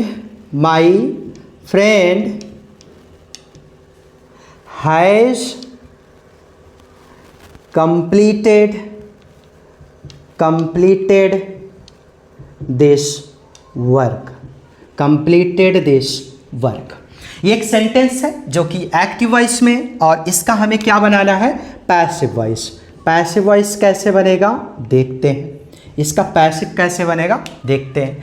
अब माय फ्रेंड एक पोजीशन है, इसका सब्जेक्ट है, has helping verb, completed third form main verb, this work यहाँ पर ऑब्जेक्ट है। तो सबसे पहले इस ऑब्जेक्ट को यहाँ पर रखना है, दिस वर्क। अब यहाँ पर चूंकि हैज है तो हैज अगर एक्टिव में आता है तो वो हमारा जब पैसिव में चेंज होता है तो उसके साथ हैज बीन या हैव बीन का प्रयोग होता है। तो दिस वर्क सिंगुलर है इसलिए इसके साथ हैज बीन का प्रयोग होगा, दिस वर्क हैज बीन। और उसके बाद कंप्लीटेड, यहाँ पर ऑलरेडी कंप्लीटेड थर्ड फॉर्म में है तो इसको एज इट इज ऐसे लगा देना। This work has been completed, और जैसे ही थर्ड फॉर्म लगाना उसके जस्ट बाद बाई लगा देना है। और बाई के बाद माई फ्रेंड, यहाँ पर माई फ्रेंड क्या, माई फ्रेंड एक सब्जेक्ट है और यहाँ पर एज इट इज ऐसे लिख दिया जाएगा, माई फ्रेंड। अब देखते हैं कुछ और सेंटेंस को। जैसे एक्टिव में मैंने लिखा you helped his friend, you helped his friend, ये हमारा एक एक्टिव वॉइस में है। अब इसका हमें क्या बनाना है, पैसिव वॉइस बनाना है। इसका हमें क्या बनाना है, पैसिव वॉइस। अब इसका पैसिव वॉइस कैसे बनेगा, यू हेल्प्ड हिज फ्रेंड। अब यहाँ पर चूंकि ये पास्ट का इन्फिनिट है और पास्ट के इन्फिनिट का अफर्मेटिव सेंटेंस है इसलिए इसमें जो है हेल्पिंग वर्ब का प्रयोग नहीं हुआ है। Subject, main verb, object. तो हिज फ्रेंड यहाँ पर ऑब्जेक्ट है, यही हमारा पूरा क्या बनेगा, सब्जेक्ट बनेगा। तो हिज फ्रेंड। अब इसके बाद हमारा क्या होगा, वाज या were according to the new subject. तो हिज फ्रेंड सिंगुलर है इसीलिए इसके साथ क्या लगेगा, वॉस। His friend was. अब यहाँ पर सब्जेक्ट हो गया, हेल्पिंग वर्ब हो गया। अब मेन वर्ब हेल्प्ड लिखना है, हेल्प्ड, और इसके तुरंत बाद बाई लगाना है और बाई के तुरंत बाद यू लगाना है। उम्मीद करता हूं आप सबको समझ में आ रहा होगा। अब देखते हैं कुछ और सेंटेंस को। एक्टिव में मान लो कोई एक सेंटेंस मैंने एक सेंटेंस लिखा, she will write a letter with pen. अब यहाँ पर एक सेंटेंस है, अब इसका हमें बनाना है पैसिव वॉइस। अब इसका हमें पैसिव वॉइस बनाना है तो कैसे बनेगा भाई, इसका पैसिव वॉइस कैसे बनेगा देखते हैं। अब यहाँ पर सी फर्स्ट पर है, विल सेकंड पर है, राइट थर्ड पर है, ए लेटर फोर्थ पर है, विथ पेन फिफ्थ पर है। इसका मतलब पहला, दूसरा, तीसरा, चौथा और पांचवा, इसमें अदर वर्ड का भी प्रयोग हुआ है। तो अदर वर्ड से हमें कोई मतलब है ही नहीं। पांचवा विथ पेन अदर वर्ड है, इसके जस्ट बाद इसके जस्ट पहले ए लेटर है, ए लेटर हमारा 4th नंबर है, तो 4th नंबर को सबसे पहले रखो, ए लेटर, ए लेटर। अब उसके बाद फिर विल है। अब यहाँ पर विल या शैल अगर एक्टिव में आता है तो उसका जब हम पैसिव बनाते हैं तो विल बी या शैल बी में चेंज हो जाता है। तो यहाँ ए लेटर विल बी, उसके बाद ये हमारा सब्जेक्ट हो गया, हेल्पिंग वर्ब हो गया, फिर उसके बाद थर्ड फॉर्म लगाओ मेन वर्ब का, थर्ड फॉर्म राइट का रिटन, उसके बाद जैसे थर्ड फॉर्म लगा उसके बाद बाई लगा दो, बाई के बाद सी, सी का क्या हो जाएगा भैया, सी का हो जाएगा हर। उम्मीद करता हूं आपको समझ में आया होगा। अब देखते हैं कुछ और सेंटेंस को। एक्टिव में मान लीजिए मैंने कहा एक सेंटेंस है और सेंटेंस किस में है, एक्टिव में, और एक्टिव में मान लीजिए मैंने कहा he had done that work, he had done that work with his friend, with his friend, he had done that work with his friend। अब इसका हमें क्या बनाना है, इसका हमें बनाना है पैसिव। पैसिव क्या होता है, पैसिव कैसे बनेगा देखते हैं। अब he had done that work with his friend। अब सबसे पहले he had done that work, ये पहले पे, दूसरे पे, तीसरे पे that work, 4th number with his friend, ये 5th नंबर। तो हमें that work को लेना है जो कि 4थे नंबर पर है, यही हमारा ऑब्जेक्ट है। तो that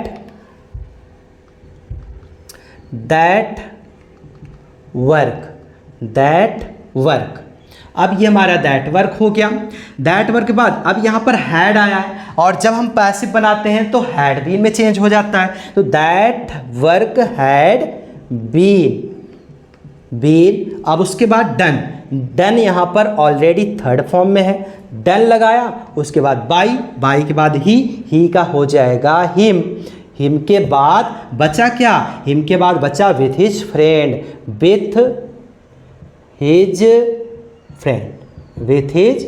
फ्रेंड, ये हो जाएगा कुछ इस तरीके से इसका पैसिव वॉइस। कुछ और सेंटेंस को देखते हैं फ्रेंड्स। एक्टिव में मान लीजिए मैंने कुछ सेंटेंस लिखा, she has not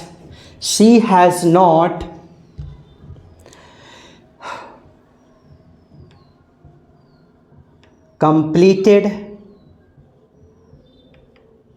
her work।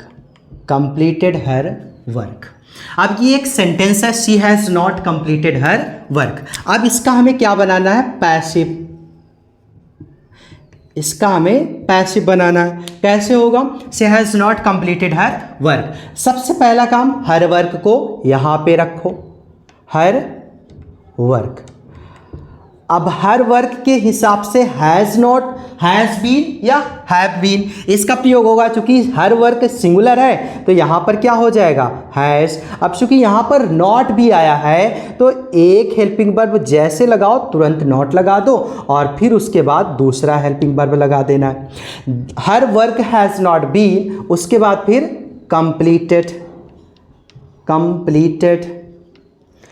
Third form, और थर्ड फॉर्म के तुरंत बाद बाई के बाद सी का क्या हो जाएगा, हर हो जाएगा, सी का हर हो जाएगा।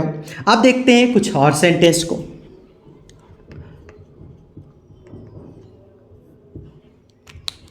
जैसे माई टीचर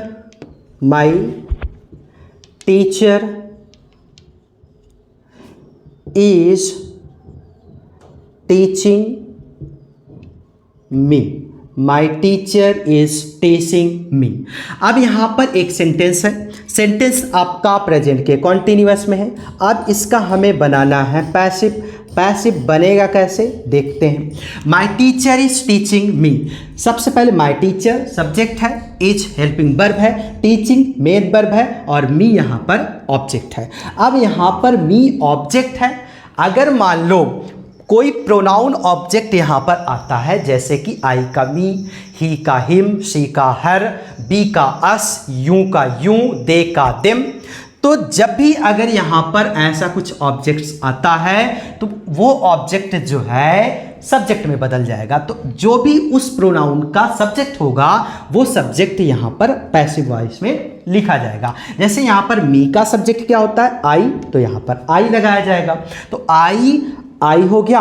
अब ये चूंकि किस टेंस में है, my teacher is teaching me, present का कॉन्टिन्यूअस है, और प्रेजेंट के कॉन्टिन्यूअस का जब पैसिव बनाया जाता है तो according to the new subject is am are के साथ बीइंग का प्रयोग होता है। तो यहाँ पर आई आया, आई के साथ क्या लगेगा, एम, आई एम, और दूसरा हेल्पिंग वर्ब क्या है, बीइंग, आई एम बीइंग। अब उसके बाद सब्जेक्ट हो गया, हेल्पिंग वर्ब हो गया, टीचिंग, टीचिंग का third form taught, I am being taught, taught के बाद थर्ड फॉर्म के बाद बाई के बाद माई टीचर।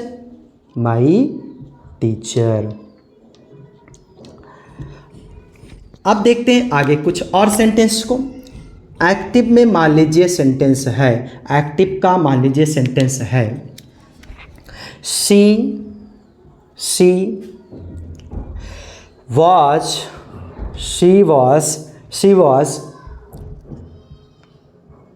taking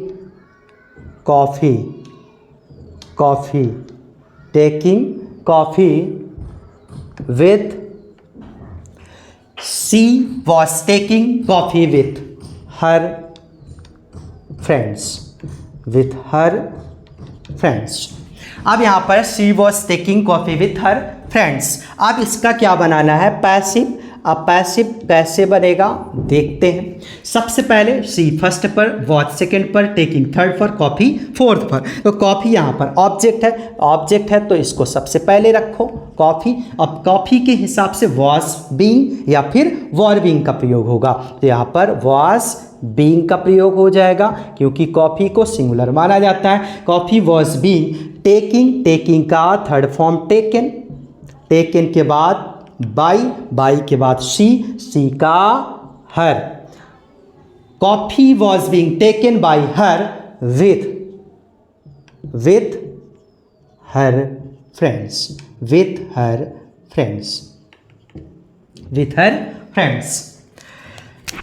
सी मान लीजिए एक्टिव में मैंने सेंटेंस लिखा एक्टिव में, शी हेल्प्ड अस। अब इसका क्या बनाना है, पैसिव।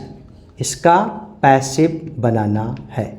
इसका पैसिव कैसे बनेगा, सी हेल्प्ड अस। अब यहाँ पर अस आया है।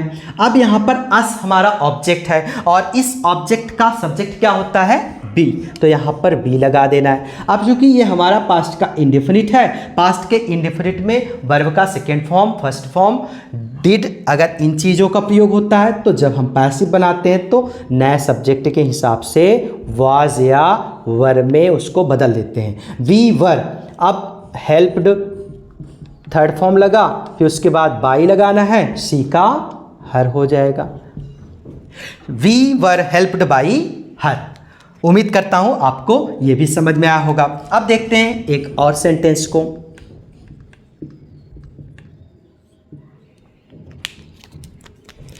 They did not play match in ground. They did not play match in ground. इसका पैसिव कैसे बनेगा देखते हैं। They did not play match in ground. अब यहाँ पर दे सब्जेक्ट है, did not helping verb, play यहाँ पर मेन वर्ब, मैच यहाँ पर ऑब्जेक्ट। तो मैच को उठाना है, मैच। अब डिड नॉट है। अब जब भी डिड आए, वर्ब का फर्स्ट फॉर्म आए, वर्ब का सेकेंड फॉर्म आए, तो जब हम नया सब्जेक्ट रखेंगे उसके हिसाब से वाज या वर का प्रयोग होगा। तो यहाँ पर वाज लगेगा और चूंकि नॉट भी है तो नॉट इसके साथ लगा देना है। मैच वाज नॉट, और फिर उसके बाद थर्ड फॉर्म प्ले का थर्ड फॉर्म प्लेड, और थर्ड फॉर्म जैसे लगाना है उसके बाद बाई लगा देना। Match was not played by they का क्या हो जाएगा, दे का हो जाएगा देम। उसके बाद बचा क्या, in ground. In ground extra word है, इन ग्राउंड को अंत में ऐसे लिख देना है। उम्मीद करता हूं आपको समझ में आया होगा। कुछ और सेंटेंस को देखते हैं friends.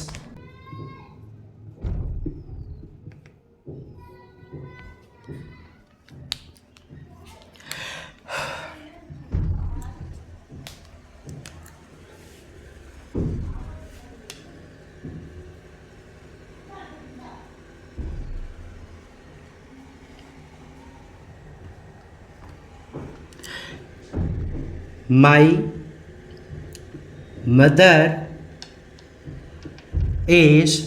mother is cooking food in kitchen. My mother is cooking food in kitchen. My mother is cooking food in kitchen. अब इसका पैसिव कैसे बनेगा, पैसिव इसका कैसे बनेगा, my mother is cooking food in kitchen. अब यहाँ पर my mother subject, is helping verb, cooking main verb, food यहाँ पर ऑब्जेक्ट। तो यहाँ पर सबसे पहले फूड लगाना है, फूड। अब इसके हिसाब से इज एम आर के साथ बीइंग लगेगा, तो फूड के साथ इज और साथ में बीइंग लगेगा। Is being, food is being. Cooking का थर्ड फॉर्म होगा कुक्ड, और उसके बाद थर्ड फॉर्म लगाना है। थर्ड फॉर्म के बाद बाई, बाई के बाद माई मदर, माई मदर। उसके बाद एक्स्ट्रा वर्ड क्या है, इन किचन, इन किचन लगा देना है। नेक्स्ट है, और देखते हैं सेंटेंस को फ्रेंड्स। एक्टिव में मान लीजिए मैंने लिखा मान लीजिए you had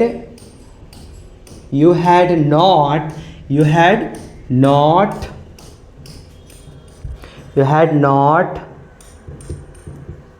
written a story. You had not written a story with your father. अब इसका हमें बनाना है पैसिव। पैसिव कैसे बनेगा, इसका पैसिव कैसे बनेगा, इसका पैसिव बनेगा कुछ इस तरीके से। You had not written a story with your father. You subject है, हैड नॉट हेल्पिंग वर्ब है, रिटन यहाँ पर मेन वर्ब है, ए स्टोरी यहाँ पर ऑब्जेक्ट है। ए स्टोरी यहाँ पर सबसे पहले लगाना है, ए स्टोरी। अब यहाँ पर हैड नॉट आया है, जब पैसिव बनेगा तो हैड नॉट बीन में चेंज हो जाएगा, had not been. A story had not been। उसके बाद फिर थर्ड फॉर्म है रिटन। रिटन के बाद बाई, बाई के बाद यू हमारा है यू, बाई। उसके बाद फिर with your father, with your father. Active में मान लीजिए मैंने लिखा सेंटेंस, My teacher teach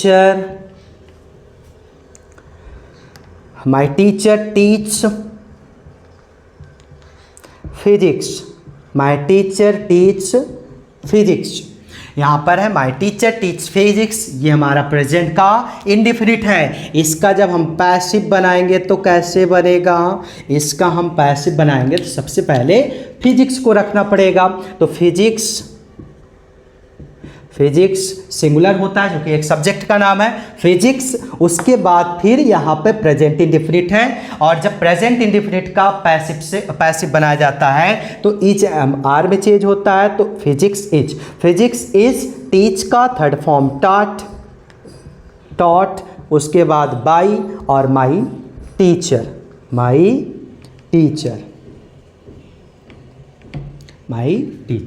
कुछ और देखते हैं फ्रेंड्स सेंटेंस को। जैसे मान लीजिए मैंने लिखा एक्टिव में मैंने लिखा we were not driving a car in field. अब ये एक सेंटेंस है, we were not driving a car in field. इसका पैसिव कैसे बनेगा? इसका पैसिव कैसे बनेगा? इसका पैसिव बनेगा driving a car. A car यहाँ पर 4th नंबर पर है तो ए कार को यहाँ पे लगा देना है, ए कार। अब इसके हिसाब से ईच वाज या वर आया है तो वाज या वर के साथ बीइंग लगेगा। तो ए कार एक सिंगुलर है तो इसके साथ वाज तो लगेगा, नॉट भी है तो नॉट लगाना है, उसके बाद फिर बीइंग लगाना है। ए कार वॉज नॉट बीइंग, अब फिर उसके बाद ड्राइव का third form driven, third form के बाद बाई, बाई के बाद बी, बी का अस हो जाएगा। उसके बाद फिर बचा क्या? इन फील्ड, तो यहाँ पर इन फील्ड को एज इट इज ऐसे लिख देना है।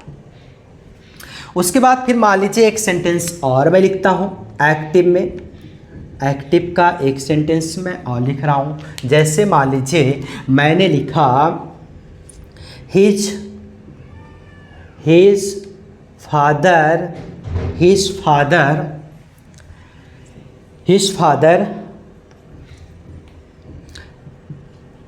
Told a story. His father told a story. अब ये हमारा किस में है? पास्ट के इंडेफिनिट में है। इसका जब हम पैसिव बनाएंगे तो कैसे होगा? इसका पैसिव कैसे होगा भाई?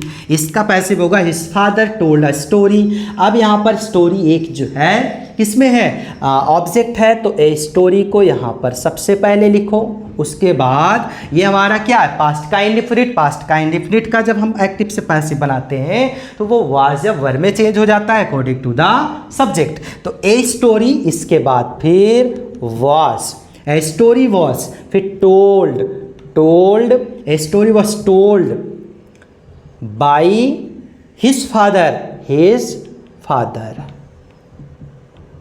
तो कुछ इस तरीके से यहाँ पर सेंटेंस हो जाएगा। एक और सेंटेंस देखते हैं फ्रेंड्स एक्टिव का सेंटेंस मान लो मैंने लिखा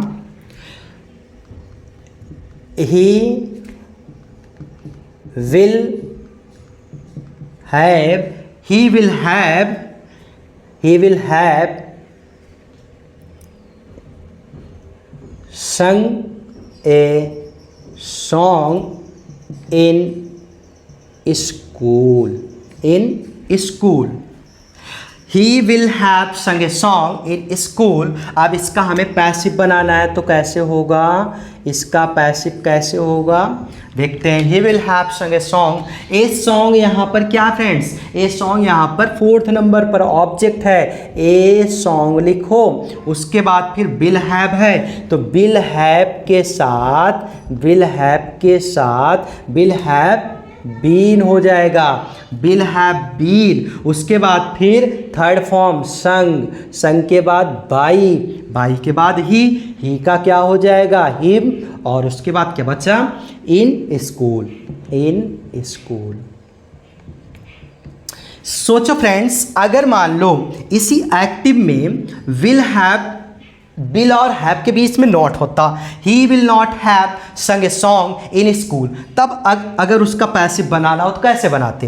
तो कुछ नहीं करना है, ए सॉन्ग ऐसे रखना है और विल के जस्ट बाद नॉट लगा देना है।